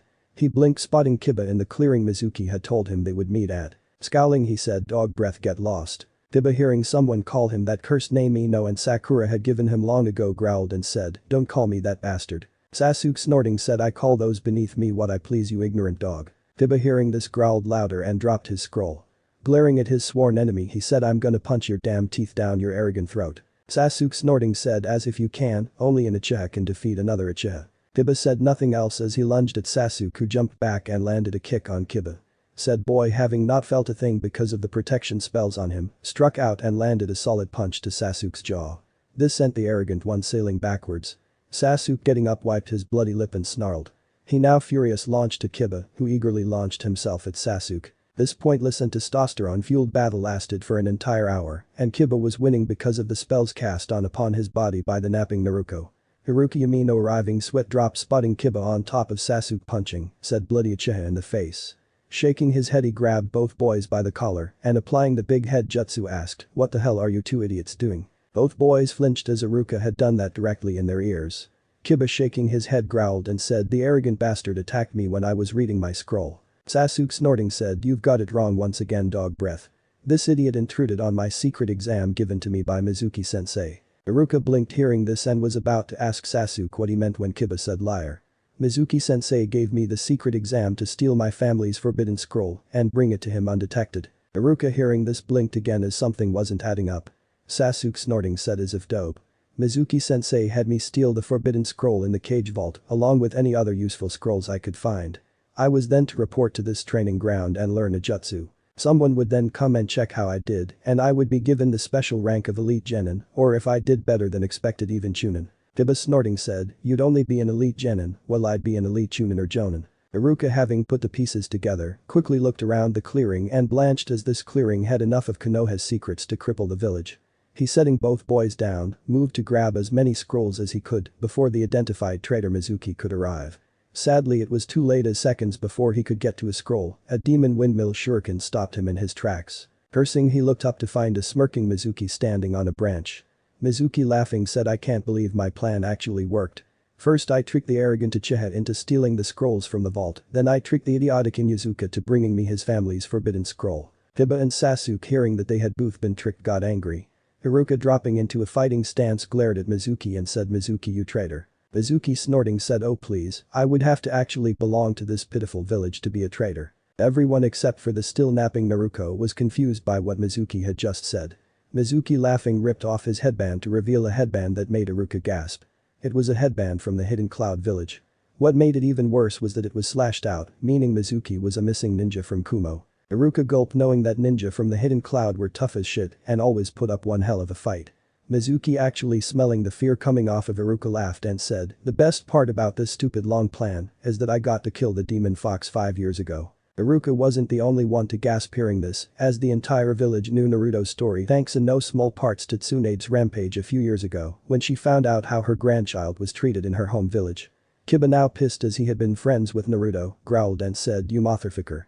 You killed my friend. Mizuki, snorting, said, demons don't have friends, only slaves. He then, gaining a dark smirk on his face, said, don't worry, Inyazuka brat.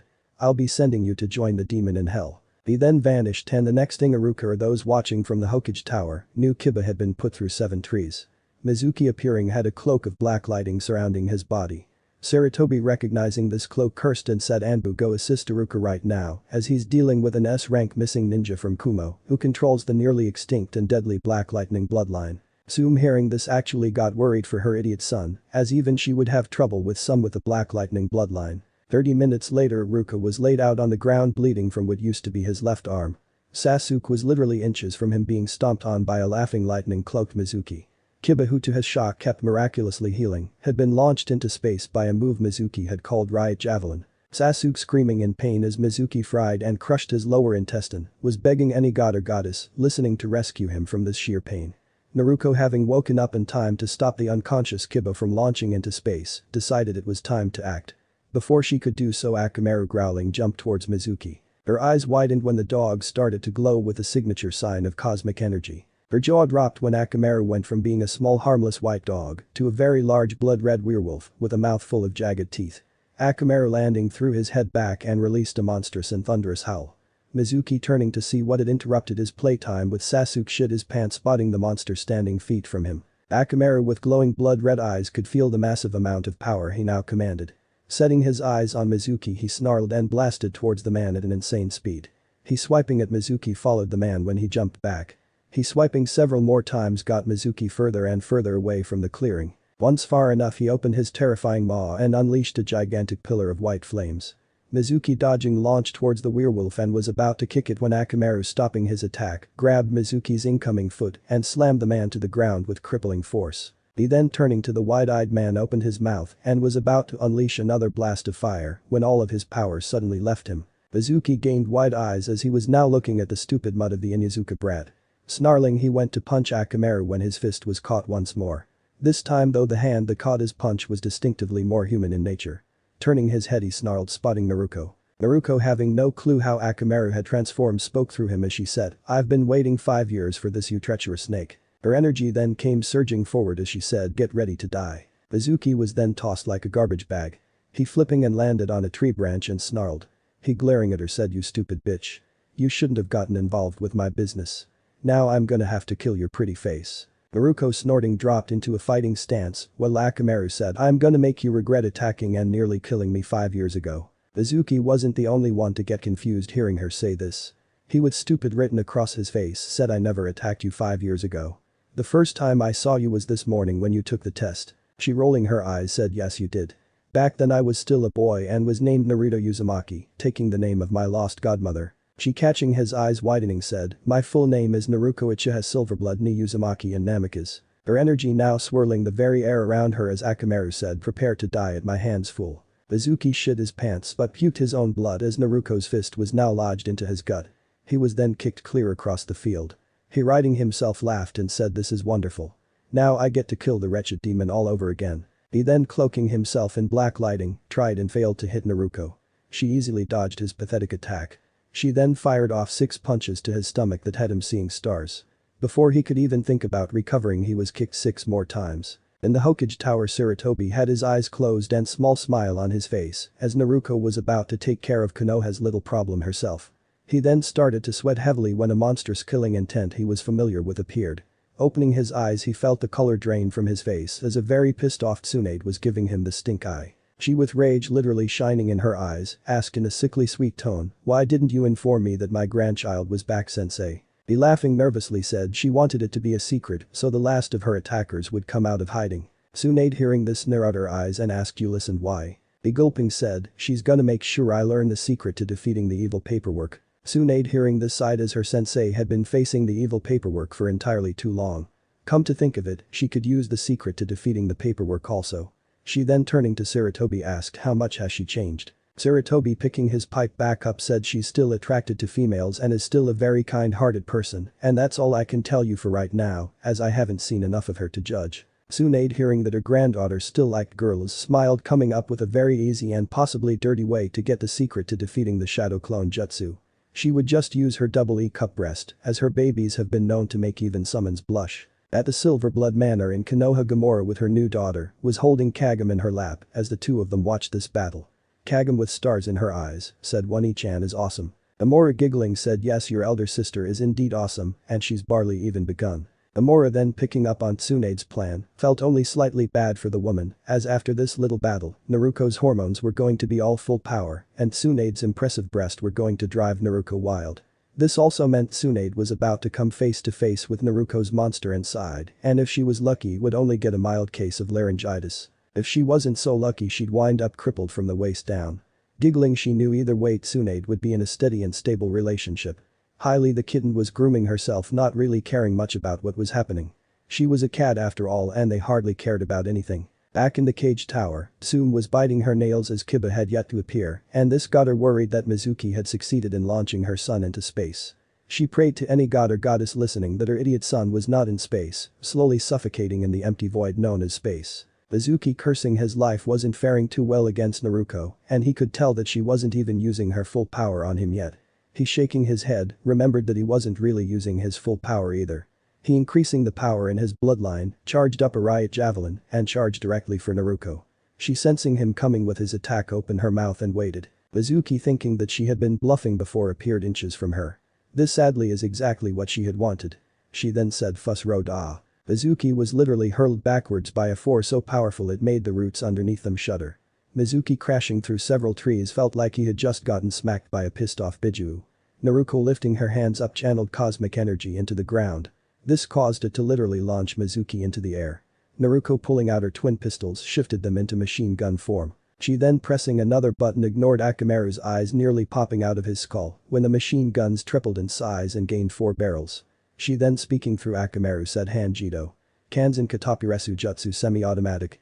Full court press jutsu." The guns then released a storm of sizzling chakra bullets. Mizuki recovering in the air, switched places with a log and his pants instantly became loaded down by shit as the log was turned into sawdust. Naruto putting her guns back knew that Akamaru was in total shock. Ignoring this, she watched as Mizuki recovered from his shock and blasted towards her with the attack he had used on Kiba. Standing still, she felt her force field activate. Mizuki with a smile on his face still thought he had a chance at winning. Slamming it into her, he laughed when a cloud of smoke kicked up. In said cloud of smoke, Naruto was completely fine. She lifting up her hand decided to show Mizuki one of her non-Thuum based attacks. This meant she had to channel cosmic energy through her body. This was pure cosmic energy too, not the filtered stuff she'd been using earlier.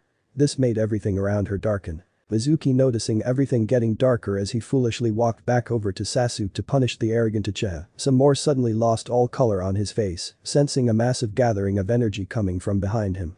Gulping loudly, he turned so wide Orochimaru, Paper, Snow and a Ghost would be jealous. The reason why? Well, Naruto was standing behind him holding a bright teal ball made out of cosmic energy.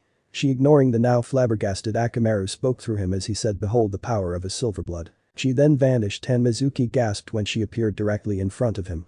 She, slamming the attack into his stomach, said, "Magna Carta." Mizuki screamed as he was launched into the air by the attack and his insides bounced around like ping pong balls. He, reeling in pain, smiled as his other secret activated. Naruto narrowed her eyes when black marks spread across Mizuki and thick dark purple energy cloaked his body. Mizuki, flipping in the air and landing on a branch, started to laugh darkly as his body literally started to transform. Very quickly he went from being a evil and deluded human to being a evil and deluded tiger-human fusion. Mizuki, laughing, activated his bloodline and said, "It's over now, demon. Nothing can compare to the power Orochimaru-sama has given me." He then roared and vanished. Naruto, snorting, wasn't impressed and considered Mizuki an even bigger traitor now. She then, feeling dynamic giggle, vanished herself and the sound of blows colliding could be heard throughout the clearing now. Back in the cage tower, Sarutobi, having heard the name Mizuki had used, had a very serious look on his face. He knew Orochimaru and knew his former students' horrendous experiments. He was a little worried about his favorite grandchild, but he knew his Anbu were on the way as he spoke. Tsunade growled, hearing the name of her old teammate, wishing that her sensei had killed the pale-skinned bastard when he had the chance. She also promised to fix that if she ever got the chance and flatten the snake like a pancake.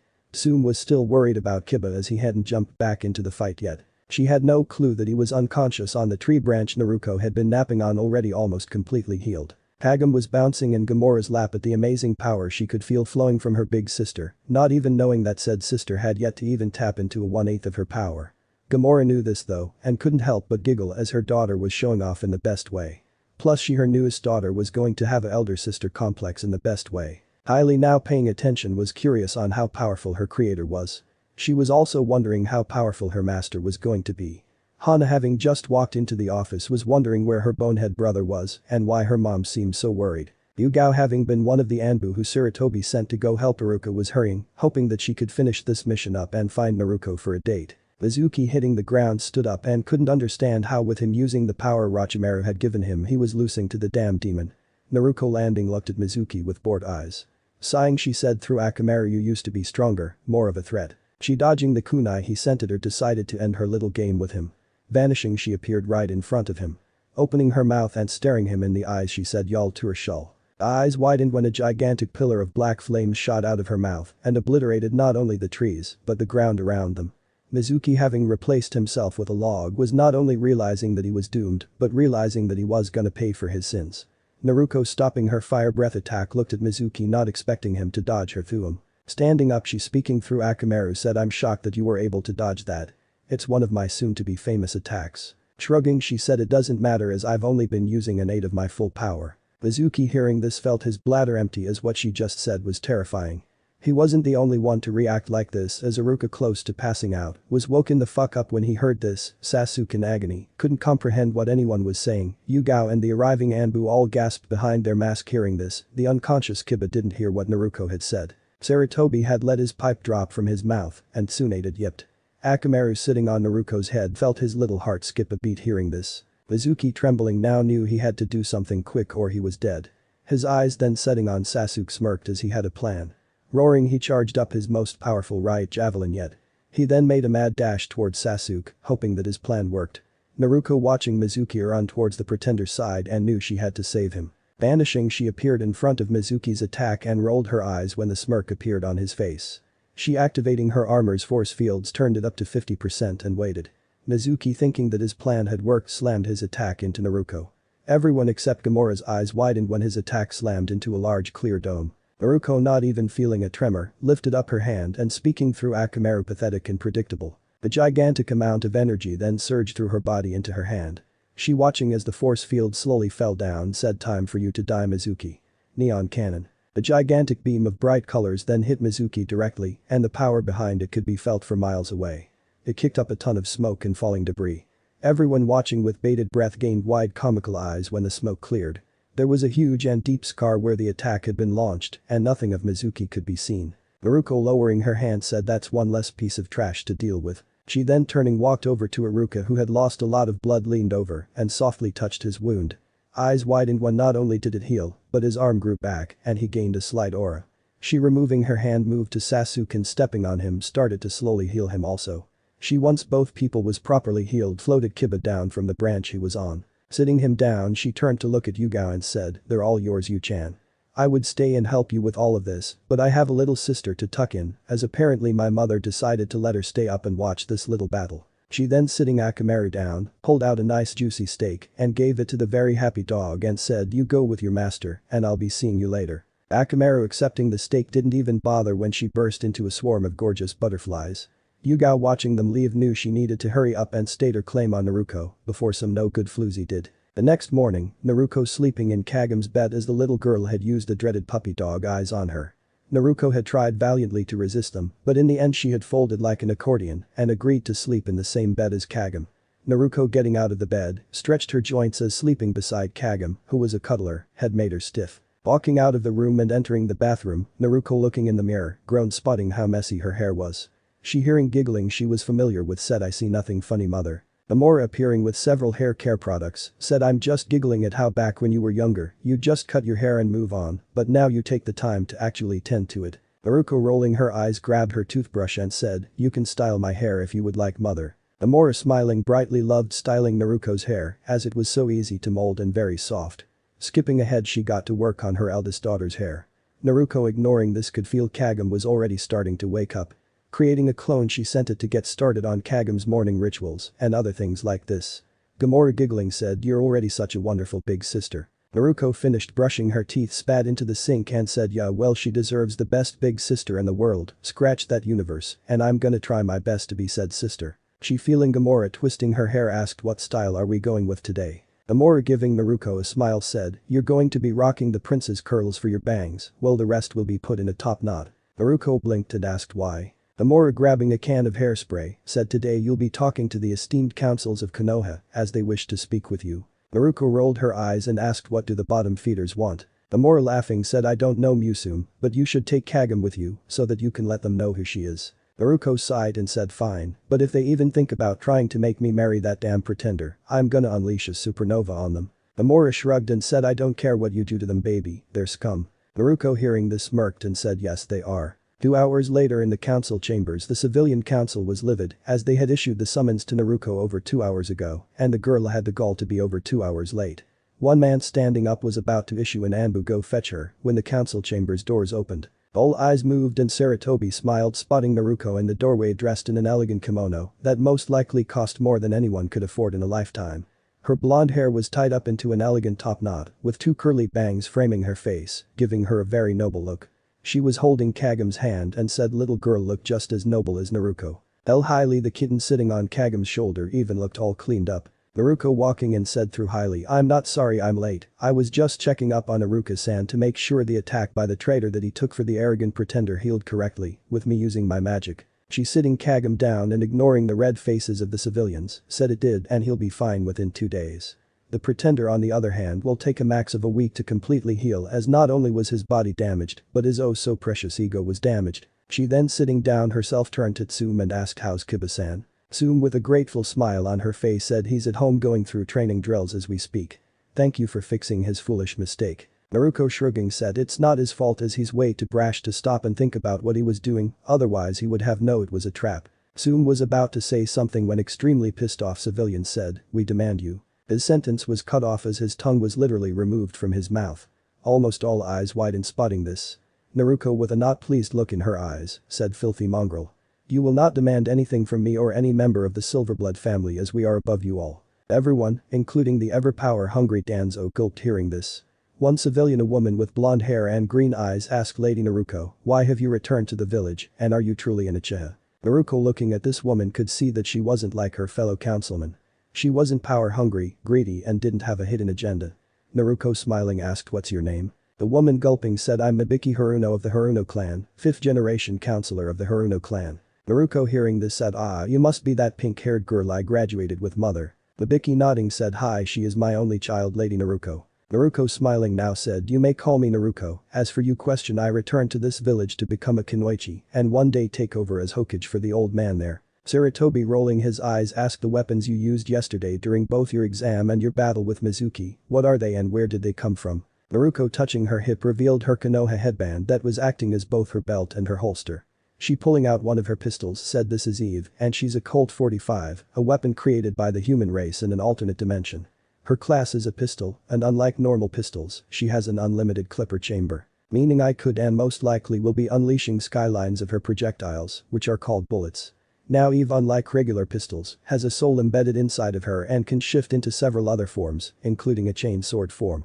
This form is no longer called Eve, but goes by evolution.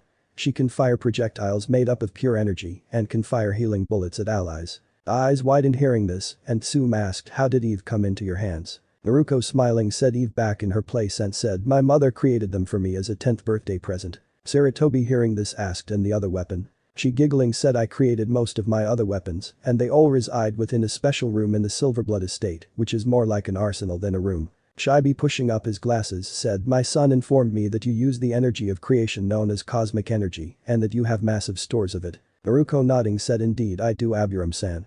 Every single member of my family has access to the energy of creation as we are creation. Eyes widened hearing this, and Sarutobi asked, even Kagam? Naruto turning to said girl smiled and said yes and no.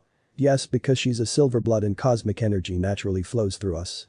No, as she hasn't started her clan training in the many uses of said energy yet. Eyes were wide hearing this, and Mibiki asked when will she start her training. Naruto still smiling at Kagam, said mother will begin her training right after she changes from this meeting. Kagam hearing this gained wide eyes and asked really Wani-chan. Naruto answered with a simple nod. Kagam smiled hearing this. Sarutobi asked how do you feel about the civilians? Naruto yawning said as long as they don't get in my way they're fine. Tsume asked how strong is your voice? Naruto was about to answer when Kagam said Wani-chan could destroy this entire village with her voice, in fact just a whisper from Wani-chan is like a F3 tornado. All eyes widened hearing this, and Naruto said, she's right as my voice is powered by cosmic energy, and I naturally speak the tongue of the dragons, thus my words hold not only authority but divine power. Sarutobi sighing was about to say something when the doors to the council was kicked open by a 9-year-old boy with brown hair, tan skin and black eyes. He was dressed in a yellow shirt and a large blue scarf wrapped around his neck. This boy looking at Sarutobi said oi old man head over the hat. Sarutobi groaning was about to tell Konohamaru to go bother Iruka when said boy was lifted up by an energy hand and pulled towards Naruto. She staring at him for a few minutes cooed and said if it isn't little Kono-chan. Everyone including Hailey blinked when she did this. Konohamaru narrowing his eyes asked who are you lady? Naruto laughing softly said I remember the day the old senile goat introduced us. You were still in diapers and even then you wanted the hat. Back then though you were more adorable and didn't wear such a ridiculous scarf. Konohamaru blinking looked at Naruto's face more and it suddenly clicked. He glumping her said Naruto nai. She giggling softly said it's Naruto ni now Kono-chan. Konohamaru shrugging said potato tomato it doesn't matter. Kagam blinking asked who is he Wani-chan? Naruto smiling said this is your older brother Kagam, Konohamaru Sarutobi or Kono. Konohamaru turning to Kagam smiled with all of his teeth and said I'm your awesome older brother and if you stick with me you'll be awesome soon. Kagam looking him over said you don't seem awesome.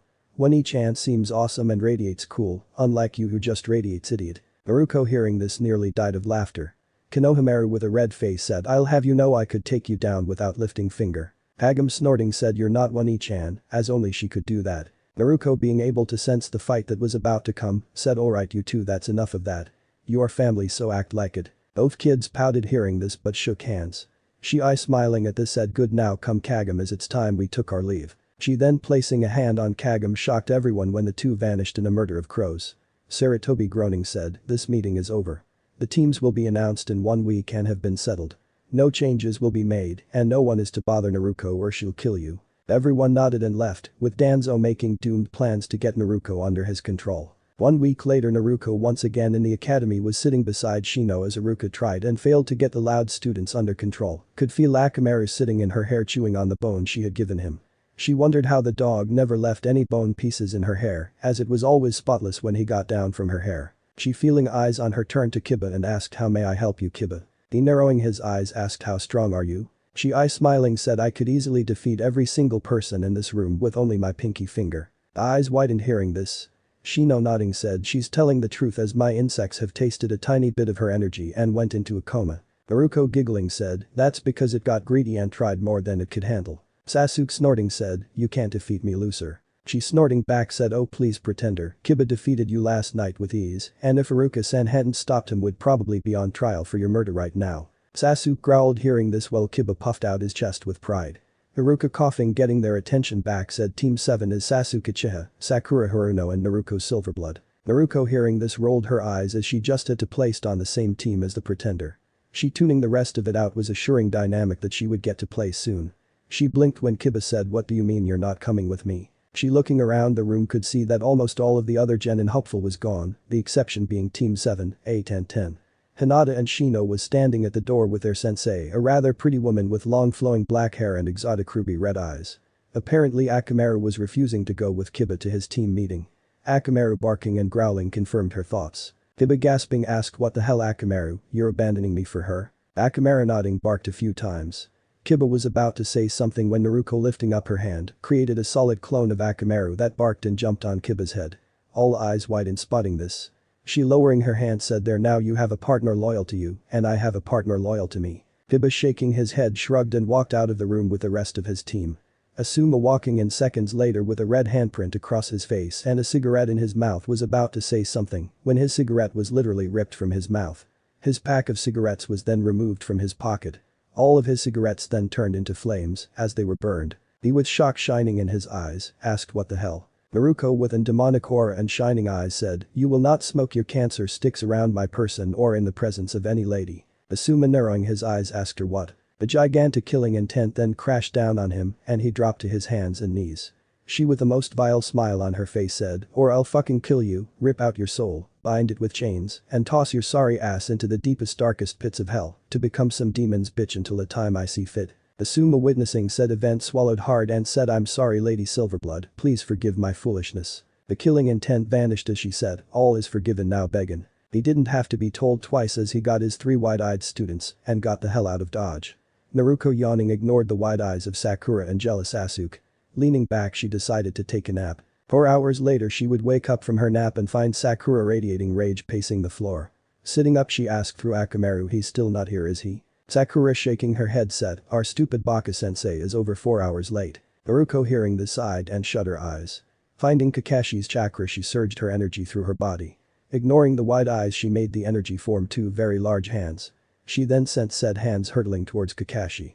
She feeling them wrap around the man shook him a little and then dragged him to the classroom. She opening her eyes smiled at the wide-eyed Kakashi and said, "Next time you keep me waiting 4 hours, I'm going to turn you into a woman and cast a love spell on you, making you fall in love with that green wearing nutcase mighty guy." Kakashi hearing this promise turned so white he was almost see-through. She then putting out a little killing intent asked, "Understand me?" He nodding said, "I'll never keep you waiting over 4 hours again." She smiling said, "Good." She then dropped him and said, "Now that you understand me, get on with the introduction Kakashi." He nodding coughed and introduced himself and pointing to Sakura said, "Your turn Pinky." Sakura bristled at the nickname and said, "My name is Sakura Haruno not Pinky. My likes are Sasuke-kun and my mom. My dislikes are Ino Pig and Kibabaka. My hobbies are following Sasuke-kun around and reading. My dreams for the future." Here she blushed, looked at Sasuke and then giggled. Naruto rolled her eyes at how much of a useless and pathetic fangirl Sakura was. Sasuke snorted and made plans to change his locks. Kakashi just sweat dropped. Coughing he pointed at Sasuke and said, "Your turn Lord Emo." Sasuke hearing his nickname glared at Kakashi and said, "My name is Sasuke Uchiha, my likes are none and my dislikes are many. I have no hobbies as they are a waste of my valuable time. My dream for the future isn't a dream but a reality. I will avenge my clan and kill the man responsible for destroying it." Naruto snorted knowing that the arrogant pretender didn't stand a snowball's chance in hell against Itachi. Sakura with hearts for eyes thought that Sasuke was so dreamy. Kakashi sweat dropped again. He looking at her said, "Your turn." Naruto setting Akamaru down, closed her eyes and speaking through him said, "My name is Naruto Uchiha Silverblood, eldest daughter of Gamora Silverblood, primordial of all creation. My likes are dragons, my adorable little siblings, Raymond, the old man, Yuga-chan and Akamaru. My dislikes are rather simple as I hate traitors, arrogant pretenders, tardy sensei, tyrants, rapist, paperwork, the masked bastard who sent my godmother to another dimension and cigarettes. My hobbies are training, cooking, singing, creating weapons, and gardening. My dream for the future is to become Chunin, then Jonin, Anbu captain and finally Hokage." Kakashi hearing this blinked as she was basically telling him that she didn't like Sasuke. Shaking his head he smiled and said, "Now that we're all acquainted with each other allow me to explain tomorrow's test." He chuckled when both Sasuke and Sakura blinked and gained confused looks. Naruto on the other hand just gave him a bored look. He then explained what was going to happen the next day before vanishing in a poof of smoke. Naruto shaking her head at Kakashi's antics, picked up Akamaru and said, "We'll be seeing you two tomorrow." The both of them then vanished in a flurry of snow. Sakura, thinking that was kinda cool, turned to the jealous Sasuke and asked, will you go out with me, Sasuke-kun? He snorting said no. He then left with Sakura chasing after him, asking him out several times. The next day at 12, Sakura was livid as both Kakashi and Naruto had yet to show. She and Sasuke-kun had been there since 7 that morning and hadn't even had breakfast. She steaming mad blinked when Kakashi appeared in a swirl of leaves.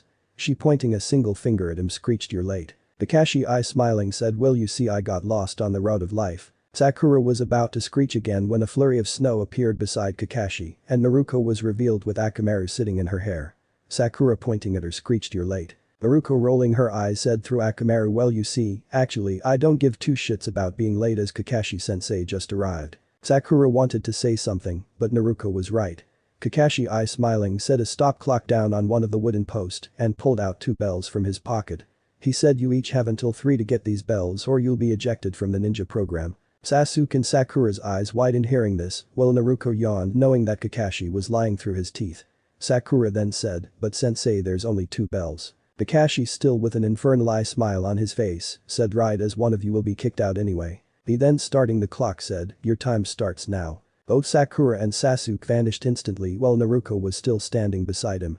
He looking at her asked, you know the test started right? Naruto nodding shocked him and the watching Sarutobi and other jonin when she lifted up her hand to reveal both bells. He looking down gasped, spotting both strings sliced clean through. Looking back at her he asked how. Naruto tossing him the 2 bells back said, my speed alone blows past the Yondaime and the Reikage.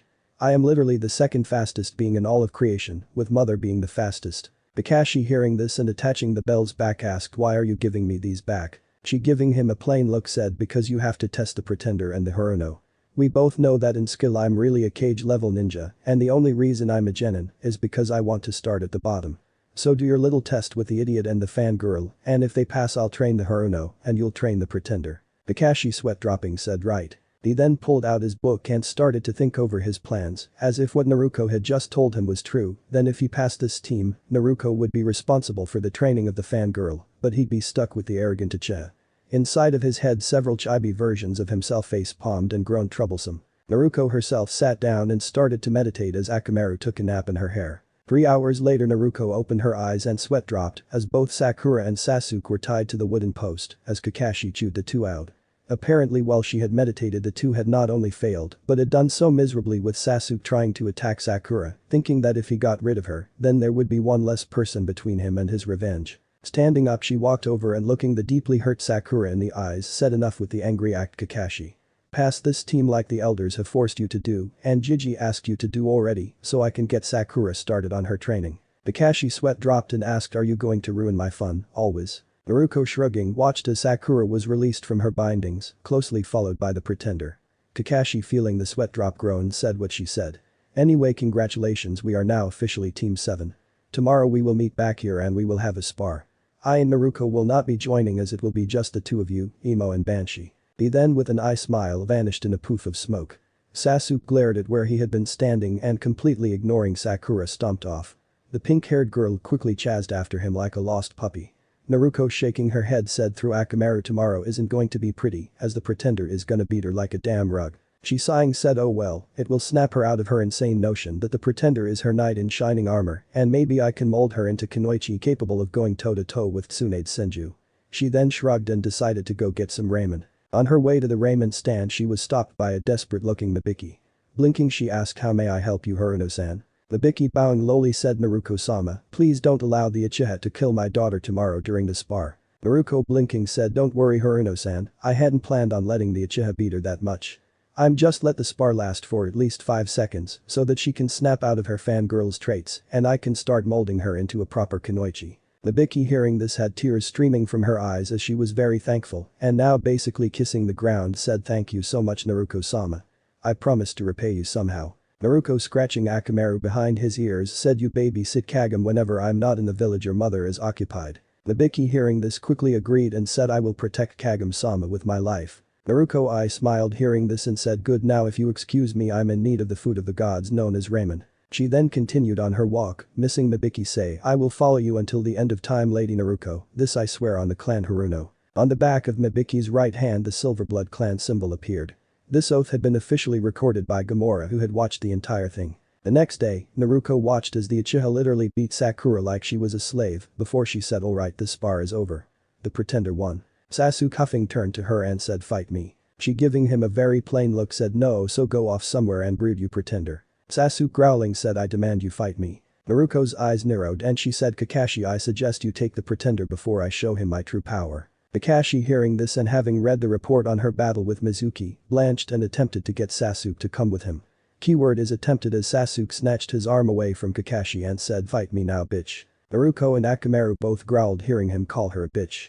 She walking forward said through Akamaru, behold the power of the Silverbloods and a true Kunoichi Sakura. The entire village then felt a tremendous amount of power appear.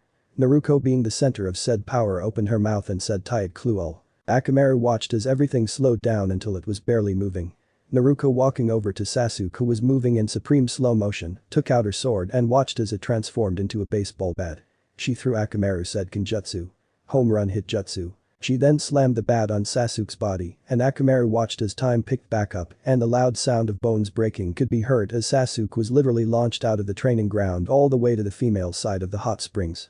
Loud feminine screams could then be heard, followed by Sasuke's pained screams as he was beaten to a pulp by the females in said location. She sitting her weapon back on her shoulder, said through the sweat-dropping combination jutsu. Furious divine home run knockout jutsu. Sakura's eyes were wide and her jaw was scraping the ground while Kakashi just turned so white snow would be jealous.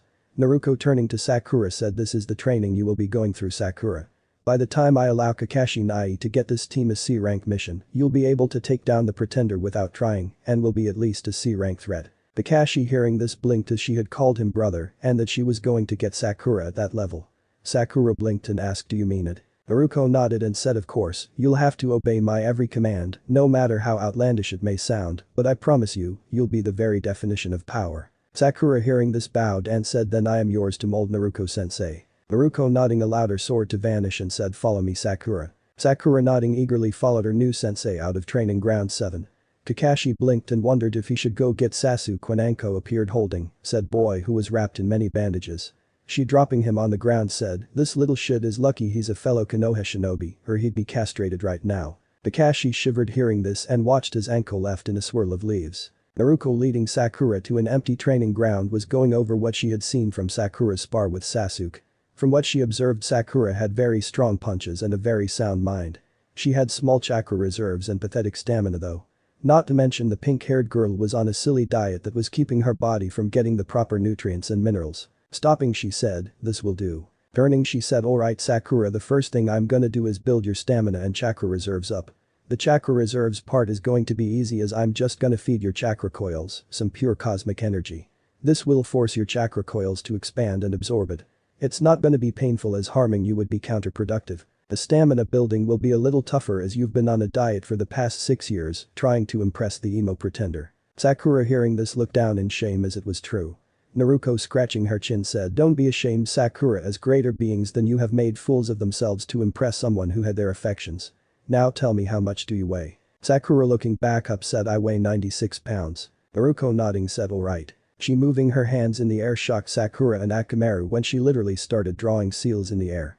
She pushing the seals felt the gravity in the training ground increase by 50. Cutting her eyes to her new student she could see that Sakura was already struggling to stand. She smiled and turned to Akamaru who she had set on the ground. The dog was still laying face first in the ground as he struggled to move.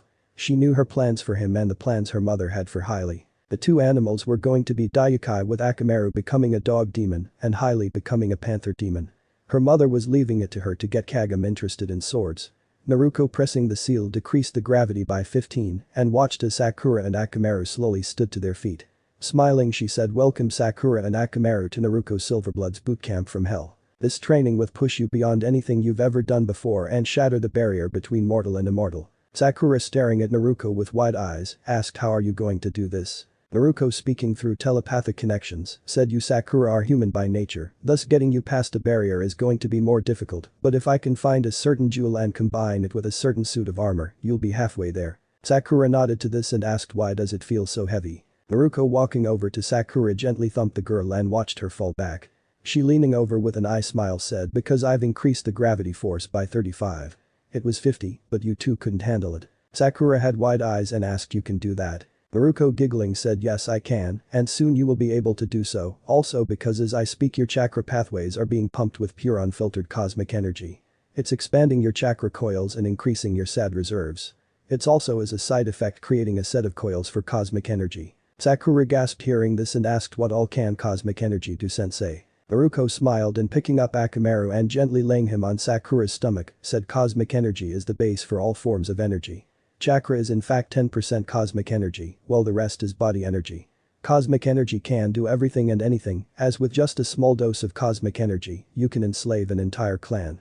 With a large dose you can enslave an entire country. Cosmic energy is also a very strong catalyst for any kind of transformations. One of the main reasons why the Silverblood clan is so powerful is because Mother has an infinite amount of forms she can take across every dimension. Another good purpose of cosmic energy is to cross dimensions or shatter reality. Sakura shocked asked do you have any transformations sensei? Naruto nodding said I have 13 transformations Sakura with each one increasing my power by 10,000. Believe it or not this form that I'm in can easily go toe to toe with a Kage and or a Biju. Sakura and Akamaru both whistled and Sakura asked will I have any transformation sensei? Naruto shrugged and said it depends on how your body responds to the cosmic energy flowing inside of you. I know for sure that Akamaru has at least one transformation under his belt even though he has no control over it. Sakura nodded to this and started trying to get back up.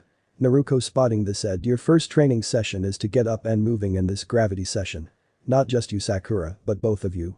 Once you've done this we'll work on getting you a better Taijutsu style Sakura and maybe a weapon. Sakura and Akamaru both nodded and Sakura with flames in her eyes said Yosh Naruto sensei I will not fail you and I will become as strong as you see me. Akamaru with flames of determination in his eyes barked out the same thing.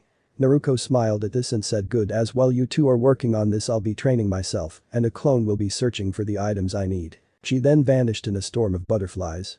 Sakura and Akamaru thought this was beyond cool and got to training hoping to one day be able to do something like this. 1 week later Sakura and Akamaru were now running laps in 120 times normal gravity, wearing weights. Sakura in a week had gotten much stronger and her stamina had built up to a decent level. She had also dropped her idiotic diet and her former crush on the pretender.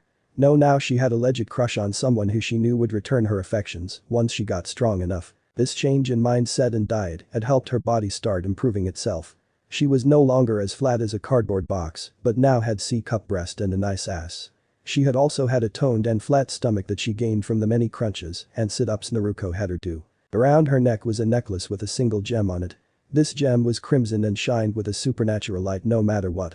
This was her present from Naruto and it was the crimson gem of Sidorak. Naruto had informed her that once she was strong enough she would be able to activate said gem and her strength and power would become unstoppable by almost all beings. On her hands were 2 red metallic gloves. These gloves in reality was part of her other present from Naruto and it was originally called the Iron Man armor until Naruto and Gamora altered it and it became the Iron Maiden armor. Sakura could summon the full set of armor by saying cha loudly. It was the catchphrase to access the Silverblood arsenal and send her armor to her.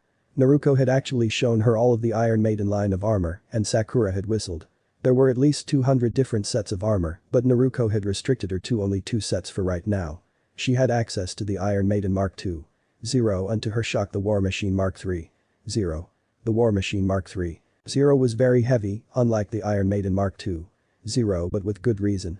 Naruto had altered it from the original version and had placed high-power form-shifting plasma cannons on each shoulder. She had then added 2 compartments for rockets that could be adjusted mid-fire. They could heat-seeking, cold-seeking, chakra-seeking, life-eating and even mind-destroying missiles. Sakura had then been shocked even more to when Naruto introduced her to the hidden blades in the gloves of the suit that were supposedly made out of the same stuff Naruto's arm was made out of it. Sakura understood perfectly why it was called the War Machine.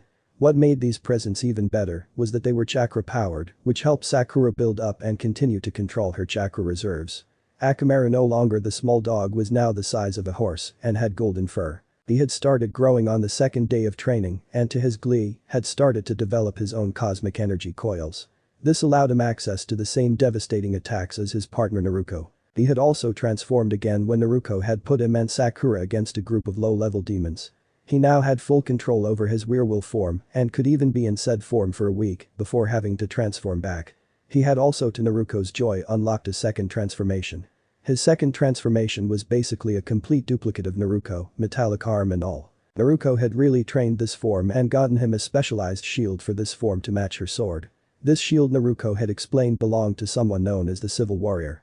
Akamaru had quickly learned how to use this shield and became a deadly duo with both Sakura and Naruto. Naruto, watching her student and partner run around their training ground, smiled as the three of them had slept, ate and even bathed in this training ground.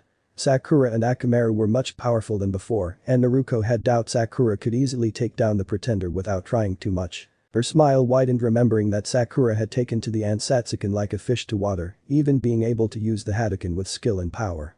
This made Naruto beam with pride, as her student and possibly a lover in the future was going to be a force of nature like none before. Akamaru, in his Naruto form which had been named Tsukiko, took the battle style of the Civil Warrior like a mortician being creepy. She was proud of this and wondered how far Kakashi had come with the pretender. Shrugging, she knew there was only one way of finding out and said, "Sakura, Akamaru, you can stop now." The K9 and human both stopped their running and looked at Naruto. She, removing the gravity and privacy seals, giggled when Sakura and Akamaru stood up straighter. Walking over to the two, she said, "Alright, it's time to test your progress. First, Sakura's, you're gonna spar with the pretender. Next, we will take as many D rank mission as possible and see how fast you can complete them." Sakura, nodding, asked, "What's the limits for my spar, sensei, and what will I get when we complete these missions?" Akamaru had barked out the same questions, but it added who was he going to spar with. Naruto giggled and said, "You'll be sparring with Kakashi, Akamaru, and you'll be using your Tsukiko form to do so. As for rewards, Sakura's, I'll be teaching you a powerful attack I learned called Kamehameha. Akamaru, you'll be learning some spells that'll allow you to summon helpers. Sakura, your limit for your spar is not to kill the pretender. Akamaru, go all out on Kakashi as he's been getting lazy over the years and I've been meaning to knock some sense into him." Both beings nodded and Sakura asked, "Am I allowed to use the raging demon on the pretender?" Naruto, thinking on it, said, "Only if you tone it down." She then turned around and started to walk towards training ground 7 where she could feel Kakashi and Sasuke. She easily ignored the demonic smirk that appeared on Sakura's face when she gave the Pinkette permission to use the raging demon. Akamaru ignored this also as he knew that the pretender deserved what was coming to him. The three walked into training ground 7 and Naruto rolled her eyes as the pretender to the Uchiha clan head seat was practicing the fire dragon jutsu and was still wrapped in bandages. Kakashi was off to the side reading his smut, not even bothering to help Sasuke. Not that Naruto blamed him, as the boy was an arrogant piece of shit that needed to have his monumental ego beaten down to size. Thankfully, Sakura was now more than capable of doing so now. Kakashi, spotting her eye, smiled and asked Naruto, "What are you doing here?" Naruto said, "It's time to test Sakura again. She'll be sparring with the pretender. You, on the other hand, Kakashi, will also be sparring." Kakashi's eyes widened hearing this and with fear clear in his voice asked, "Who am I sparring with?" Naruto, pointing to Tsukiko Akamaru, said, "Tsukiko Silverblood, otherwise known as Akamaru Silverblood." Kakashi's eyes widened, spotting Tsukiko, and he knew he wasn't alone as Sarutobi with the councils and some Anbu who had been trying for the past week to get a peek at Naruto's training also had wide eyes. Tsum, with her jaw scraping the ground, asked, "What in the nine hells?" Bucky, looking at her daughter, could instantly tell that Naruto's training had improved her daughter. Sasuke, finishing his jutsu, snarled and said, "I refuse to spar with that weakling again." Naruto, looking at him, said, "You act as if you have a choice, pretender. The only reason you're still breathing and not 16 feet underground is because you make the perfect living training dummy for Sakura, otherwise I'd have killed you that night you stole the forbidden scrolls, as that offense is punishable by death." Sasuke, hearing this, clenched his fist as he had been told by the Hokage that he was lucky to be alive as for some reason Naruto hadn't killed him that night. Growling, he walked forward and said, "Whatever." Naruto nodded and watched as Sakura stepped forward. She then said, "Begin." Sasuke was bent over from a single punch from Sakura as soon as the word "begin" left Naruto's mouth. Sakura then followed this punch up with a hard kick to his jaw. This sent Sasuke sailing through the air and shocked everyone watching. Sakura wasn't finished though, as she vanished and slammed her open palm into Sasuke's stomach. The arrogant Uchiha collided with the ground and a huge cloud of smoke kicked up. Sakura appeared back in her original position with a happy smile on her face. When the smoke cleared, Kakashi dropped his book in absolute shock while the others watching shit their pants. The unconscious form of Sasuke was laid out in the middle of a deep and wide crater. Naruto giggled and said, "Well done, Sakura-chan, you barely even tried, not to mention you're still wearing your weights." Kakashi blanched hearing this, as if Sakura was that fast wearing weights he didn't want to comprehend how fast she was without wearing the weights. His mind then registered that she gained this speed and power in a week of Naruto's training. He wasn't the only one to realize that Naruto's training didn't make Kinwaichi, it made legends and monsters. Bucky was crying tears of joy as her baby was now very powerful. Yugao watching this knew she needed to beg Naruto to train her, as that kind of improvement would make her a cage-level Kunoichi. Naruto coughing said your turn Kakashi. Kakashi hearing this started to have a mental breakdown as he knew he was about to be creamed. Tsukiko stepping into the ring asked in a voice that sent pleasant chills down most everyone's spine, do I need to use my shield? Naruto feeling her eyes glaze over could see that Kakashi was going to go all out in this bar and would even use his signature jutsu.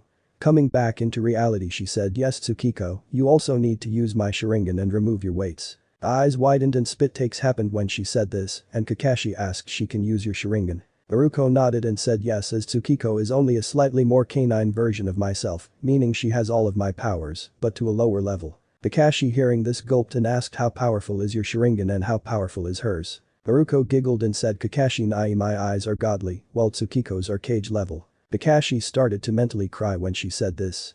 Sakura giggled and said don't worry Kakashi-san Tsukiko-chan isn't vicious as Naruto-sensei. This did not alleviate any of Kakashi's concerns. He sighed as he put his book away and revealed his Sharingan. Dropping into a ready stance he said I guess I'm as ready as I can be. Naruto smiled and said don't take it too hard when Tsukiko wins Kakashi nai just get back to training. She then started the match. 3 hours later and Team 7 was blasting through D-rank missions. Well to be correct, Sakura, Tsukiko and Naruto were blasting through D-rank missions. Sasuke was now heavily wrapped in bandages and was being carted around by the equally bandaged Kakashi. Tsukiko had demolished Kakashi and had done so with the greatest of ease.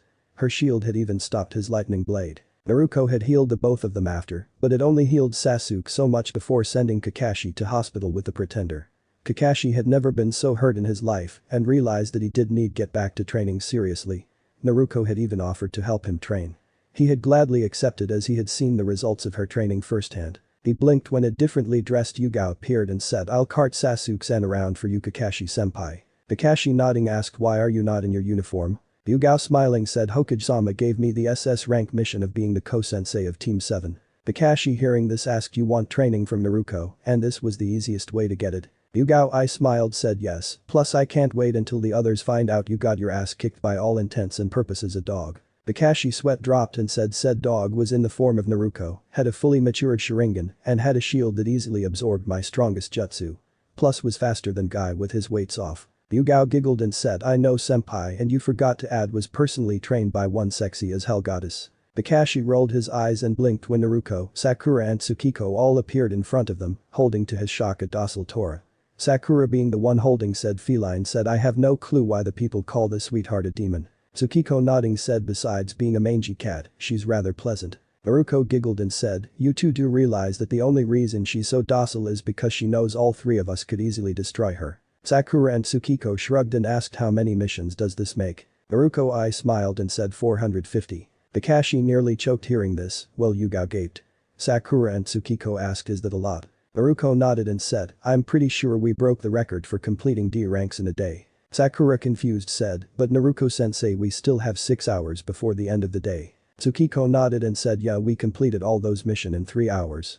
I'm sure we can go higher. Naruto easily ignoring the utter shock rolling off of Yugao and Kakashi said correct and we will be doing D-rank missions until the end of the day. Both females nodded and asked what's next. Naruto said we turn Tora over to her master. All three beings then vanished and Yugao turning to Kakashi asked Kakashi-senpai. Kakashi turning to her asked yes. Yugao asked this team is going to be legendary with just those three isn't it? Kakashi nodded and said yes Yugao and the other hidden villages are going to fear Team 7 until the end of time. Sasuke being pushed by Yugao was stewing in his rage as he was supposed to be the powerful one on the team, not his useless fangirl, that damn lucky mud and that damn bitch. It had been 2 weeks since that day and Team 7 was widely known in Konoha as the team to beat.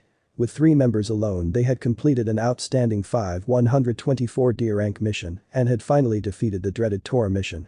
They had did this as Naruto had snatched a cat away from the wife of the Fire Lord and declared that the woman was unfit to even be near animals. The Fire Lord and his wife had tried to have Naruto tried for treason, but when Sarutobi had revealed her last name, the two had nearly shit bricks, as Gamora Silverblood had warned everyone not to piss off her daughter Naruko Uchiha Silverblood. The Fire Lord and his wife had then begged Naruto for forgiveness, and Naruto not being an evil tyrant, had forgiven them in exchange for Tora and a financial compensation of 3.5 million ryo.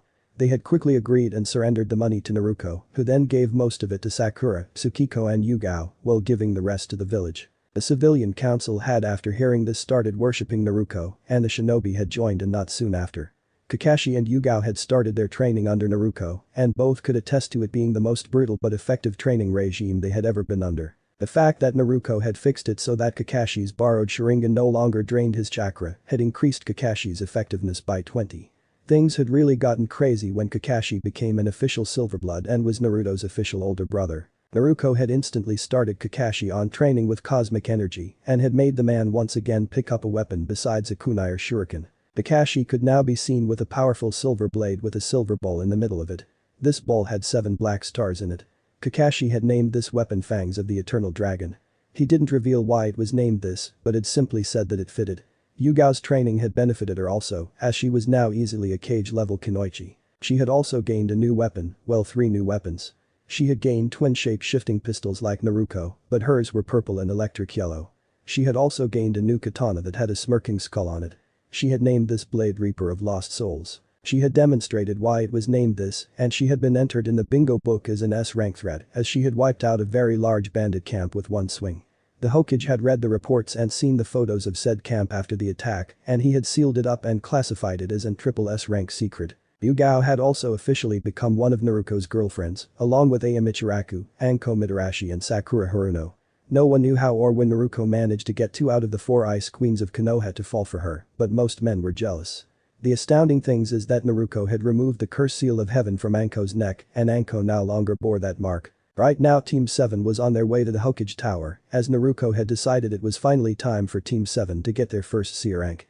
Naruto looked the same as ever with her skin-tight outfit on, her pistols attached to her hips, and her 2 swords on her back. Oh wait, that's right, Naruto now had 2 swords in an X pattern on her back, with her original sword attached to her hip. Sakura off to the side had changed even more over the past 2 weeks. Her pink hair was now in a tight plaited ponytail, with 2 bangs falling over her face. Her eyes were still emerald green, but now held an immense power behind them. She was dressed in a backless and sleeveless crimson top that easily kept her now D cups in. Her toned and flat stomach was exposed for all to see, with her pierced belly button being the center point. She had on a pair of tight black pants that hugged her ass and hips in all the right places.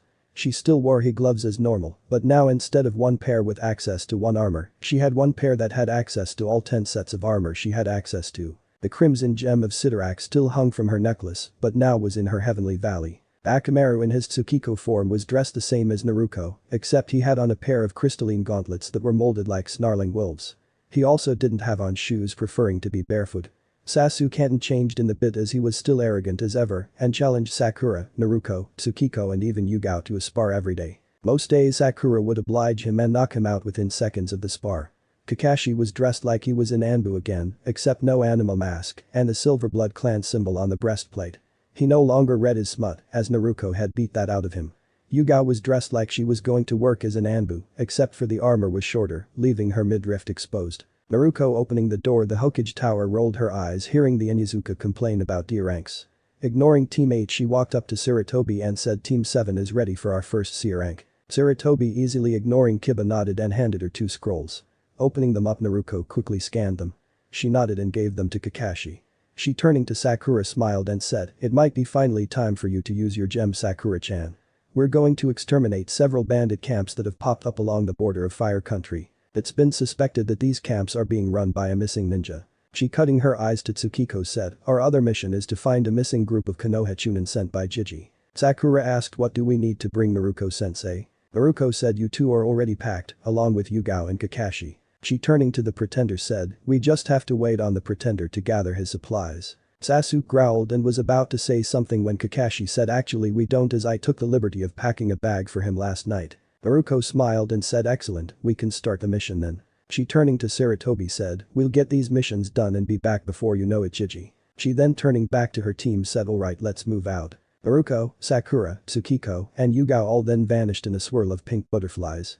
Kakashi placing his hand on the jealous Sasuke's shoulder, then vanished in a swirl of white butterflies.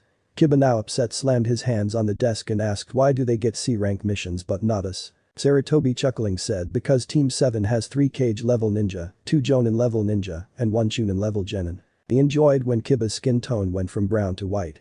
Kurenai with wide eyes asked what do you mean Hokage-sama? Saratobi pulling out Team 7's mission log tossed it to her and said Naruko-chan is a cage-level ninja and could most likely defeat everyone in the village without lifting a finger. She has taken Kakashi, Yugao, Sakura and Akamaru Tsukiko in that form under her wing and personally trained them. This got Kakashi back to cage level and pushed Yugao to cage level. Sakura Haruno went from being a useless and weak fangirl to being a kunoichi even Tsunade is proud of. She's Jonin level already Kurenai and she's only been training with Naruko for 4 weeks. She has more chakra than I do now and has flawless control over it. Akamaru in his Tsukiko form is easily elite Jonin level and add to the fact that he has all of the power of Naruko. Kurenai shivered as she dropped the file and asked what about Sasuke. Saratobi looking out the window said he's basically only alive as a living training dummy for Sakura and Tsukiko, otherwise he would have died the night he stole those forbidden scrolls from the cage vault. Kurenai now terrified, asked Anko-chan told me a little about Naruko's training, but surely it can't be that good. Saratobi turning to look her dead in the eyes said it is Kurenai as I'm actually training under her to get back into fighting shape. He then rolled up one of the sleeves of the cage robe to reveal several seals on his arm and several bruises. He said I'm currently wearing a gravity seal that has me experiencing the crushing force of 500 times normal gravity. A seal that applies 300 extra pounds to my entire body and a seal that regulates the both of them to adjust when I get used to them. Kurenai was now Snow-White asked how are you even walking Hokage-sama? Chuckling he said the bruises are from Naruko as she made me run laps around their training ground and every time I slowed down she threw a pebble at me.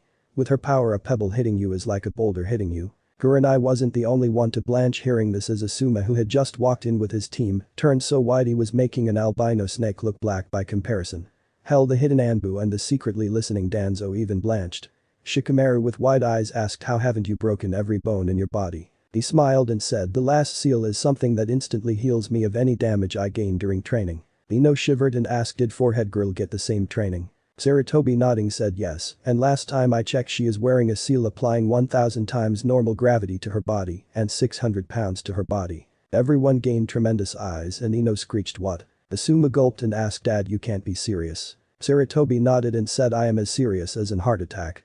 I have no clue how she's still standing around or how she can even run for that matter, but I know that Naruko most likely has more than that on her own body. Shino said I'm so glad my clan has formed an alliance with her. Kiba pouring down in sweat said I need to talk to mom and sis about getting an alliance with her. The other heirs of the clans all nodded while Danzo was scraping any and all plans involving Naruko as he had just realized that Naruko could kill him without trying and even he didn't have that kind of death wish. But Team 7 Naruko was high above one of the bandit camps using her air-walking technique.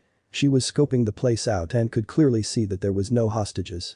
Nodding she speaking telepathically said Tsukiko get ready. There are no hostages so we're going to do a double blazing inferno. Sakura you join in with a solar flare, no not the blinding one, but the one where you use the power of the sun to summon a geyser of flames. Yugao and Kakashi you two are to make sure no one escapes the flames. Everyone spoken to nodded and Sakura asked what about Sasuke team? Everyone including Sasuke heard a huff as Naruko said he'd better stay out of the way or he'll be burned to a crisp. Sasuke snarled hearing this. Tsukiko walking to about the entrance of the camp opened up his mouth and said y'all to her shall. He knew that his double partner had just done the same. Sure enough the bandit camp was soon engulfed in the blackest flames possible and the screams of the bandits was all that could be heard. Sakura ignoring this, surged her supply of cosmic energy through her body and shifted her hands into the tiger hand sign. She with cold green eyes said Hijutsu. Solar flare. Sasuke's eyes nearly popped when the camp of flames suddenly became a roaring geyser of black soul burning flames. Yugao pulling out her sword felt it pulse as the souls inside of the camp became wayward fools. Dashing forward she let her blade absorb the souls while making sure none escaped the deadly combination. Kakashi pulling out his dad's famous sword did the same as Yugao, well, except for the soul-absorbing part. Sasuke watching this was seething as this power should be his. When the unholy attack ended Naruko landed and could be seen looking through some papers. The others coming with her blink spotting her do this. Naruko snorted and said Kakashi you need to write to Jiji and inform him that all of these bandit camps are apparently run by some piece of shit known as Gato. Kakashi nodding set off to do so. Sakura asked what's the next spot we hit. Naruko looking at the papers said we have to split up Sakura as if we stayed together it would take too long to take all of these camps down. Yugao curious asked how many are there. Naruko said there's 14 bandit camps leaving 2 each. Pretender will be taking the closest 2. She shoving directions into his chest sent him on his way ignoring his grumbling. She then said Kakashi will be taking the next 2 so that he can back the pretender up if needed. Kakashi back from sending a scroll, accepted his directions and took off to get his job done. Naruto handing Tsukiko some directions, said Tsukiko will be taking these two as they are near the border between Fire Country and Wind Country. Tsukiko nodding vanished to get her job done. Naruto handing Yugao directions said you've got these two locations. They're more towards Konoha, that way you can accept any info the old man sends. Yugao nodding vanished to do her part. Naruto handing Sakura two maps gave her an assuring kiss on the cheek and said I'm giving you these two Sakura-chan. They are near the Valley of the End and where the missing ninja is supposed to be shored up. Be careful and I'm giving you full authority to reveal to this world the might of the Juggernaut. Sakura nodding said I will not fail you Naruto-sensei. She them left to get her job done. Naruto watching her leave said that leaves me with the last two near wave. She said it also leaves me to do the second C rank by myself. Shrugging she said hopefully this doesn't be too boring. She then vanished in eruption of the sound of bees buzzing. But Sasuke growled as he was looking at the camp. There was barely any people there and the ones here was drunk. Grunting he went through hand signs and unleashed a fireball on the camp. The drunken fools never stood a chance. Sasuke then moved to the next camp and smirked as this camp had more fools for him to defeat. So he arrogantly strolled into the camp and said come and face the power of an Uchiha. The bandits all blinked and one asked didn't the boss say that anyone foolish enough to wander into our camp we could have fun with? The others all nodded and licked their lips. Sasuke snorted and dropped into a fighting stance not even caring that he was clearly outnumbered. 5 minutes later and Sasuke was now terrified as he was pinned down by the bandits who were looking at him like a piece of fresh meat.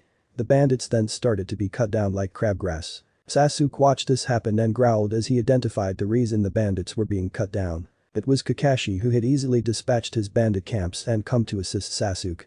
He had found the arrogant one pinned down by a rather large group of bandits, so he had used his new buzzsaw jutsu to cut down the bandits.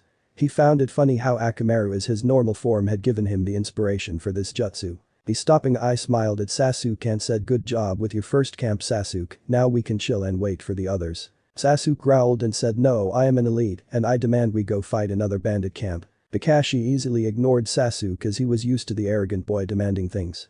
He going around and collecting the items from the dead men said you should really stop demanding things before it gets you killed. Sasuke snarled and asked who is gonna kill me. Kakashi said Naruto, Sakura, Tsukiko, Yugao, me. Any of those people. Sasuke snarled and was about to say something when he was knocked out by a clone of Kakashi who said, your attitude kinda makes me wish Naruto had killed you that first night. Both Kakashi then shrugged and got back to picking the pockets of the dead bandits. But Tsukiko. The Sukiko Akamaru, looking at her bandit camp from the vantage point of the sky, wondered what she should do as the camp didn't have any prisoners, but was rather large. It seems as his two bandit camps had decided to become one big camp. They were still rather weak fools, but there was at least 200 bandits in the camp. Rubbing her chin she wondered what Naruto would do. She then smirked as Naruto would just walk into the bandit camp, give them all 5 minutes to surrender, and then go on a massacre. Nodding to her plan she landed in the middle of the camp drawing all of the attention. She giving them all a plain look said attention idiots and fools. You have 5 minutes to surrender before I end your miserable wretched lives. The bandits all blinked and started to laugh. One bandit looking like he hit every branch of the ugly tree, laughed and said, look guys the little girlie thinks she can end our lives. Another one somehow looking even more hideous said let's show her a good time before we send her to Geto. All of the other idiots all nodded, not knowing that Tsukiko Akamaru had been counting in her head. She was at 4 minutes and 30 seconds when the fools grabbed her and pinned her down. She reached 5 when one of the bandits reached for one of her breast. She opened her mouth and said time is up. Y'all to her shawl. The bandits were incinerated and the camp went up in flames. Tsukiko standing in the middle of this snorted and said this was so easy. She then walked out of the burning bandit camp, not even caring that some of the bandits were screaming for mercy. She 5 feet away asked I wonder how Yugao-chan is doing. But Yugao, said female was watching as the fools fled like field mouse from a hungry hawk. Shaking her head she stabbed her sword into the ground and pulled out her twin pistols. She feeling them shift into machine guns smirked and said reach for the sky you filthy pilgrims. She then started to fire round after round at the fools, not even caring that she was also nipping the hidden root Anbu sent by Danzo to watch the team. She walking forward heard her lovely sword moan in pleasure from all of the souls she was feeding it. Laughing she jumped very high into the air. She shifting her guns again smiled as they were now rocket launchers. She laughing with a maniacal gleam in her eyes, said do remember this is gonna hurt you much more than it's gonna hurt me. She then pulling the triggers said Hanjito. Roketsu to use AMK and semi-automatic rockets to the moon jutsu. She then unleashed a deadly barrage of rockets that started clearing the forest with each hit. She laughed as her sword was now screaming in pure delight as the soul she was feeding it was simply scrumptious. Landing, she giggled as she had just accidentally destroyed both of her targeted bandit camps and killed Danzo's little spies. She had also made herself horny as she had found herself becoming horny whenever wanton destruction was created by her or anyone on her team. Grabbing her sword, she wondered if maybe she should have Anachi check her out, as there was without a doubt something wrong with her. She then shrugged as she skipped away from the massacre with a happy smile on her face. The one rude Anbu who had survived shivered as in his mind the members of Team 7 that were beyond Chunin level were out of their damn minds. He also thought that Danzo was fucking crazy as a damn bat for wanting to recruit any member of this team to root. Shaking his head, he decided to report in before the monster of a former Anbu decided to lay waste to any more of the land. Her Kami Forbid detected him and decided to play a game with him. This made him shiver even more as several of his fellow operatives was killed by Naruto in this way, as they had been found by her spying on her. But Naruto, she floating above one of her bandit camps, was pissed as this camp had some prisoners and most of them were women. The pigs had already broken these women and some of them were even pregnant by the pigs. She didn't know if she should just kill the entire camp or kill only the pigs. She, looking at one of the pregnant women, felt her eyes soften as the women prayed and begged for death. This prayer had answered Naruto's question for her. She, lifting up her hand, created a huge orange ball of Kai. She, lifting it above her head, decided to answer the woman's prayer for death.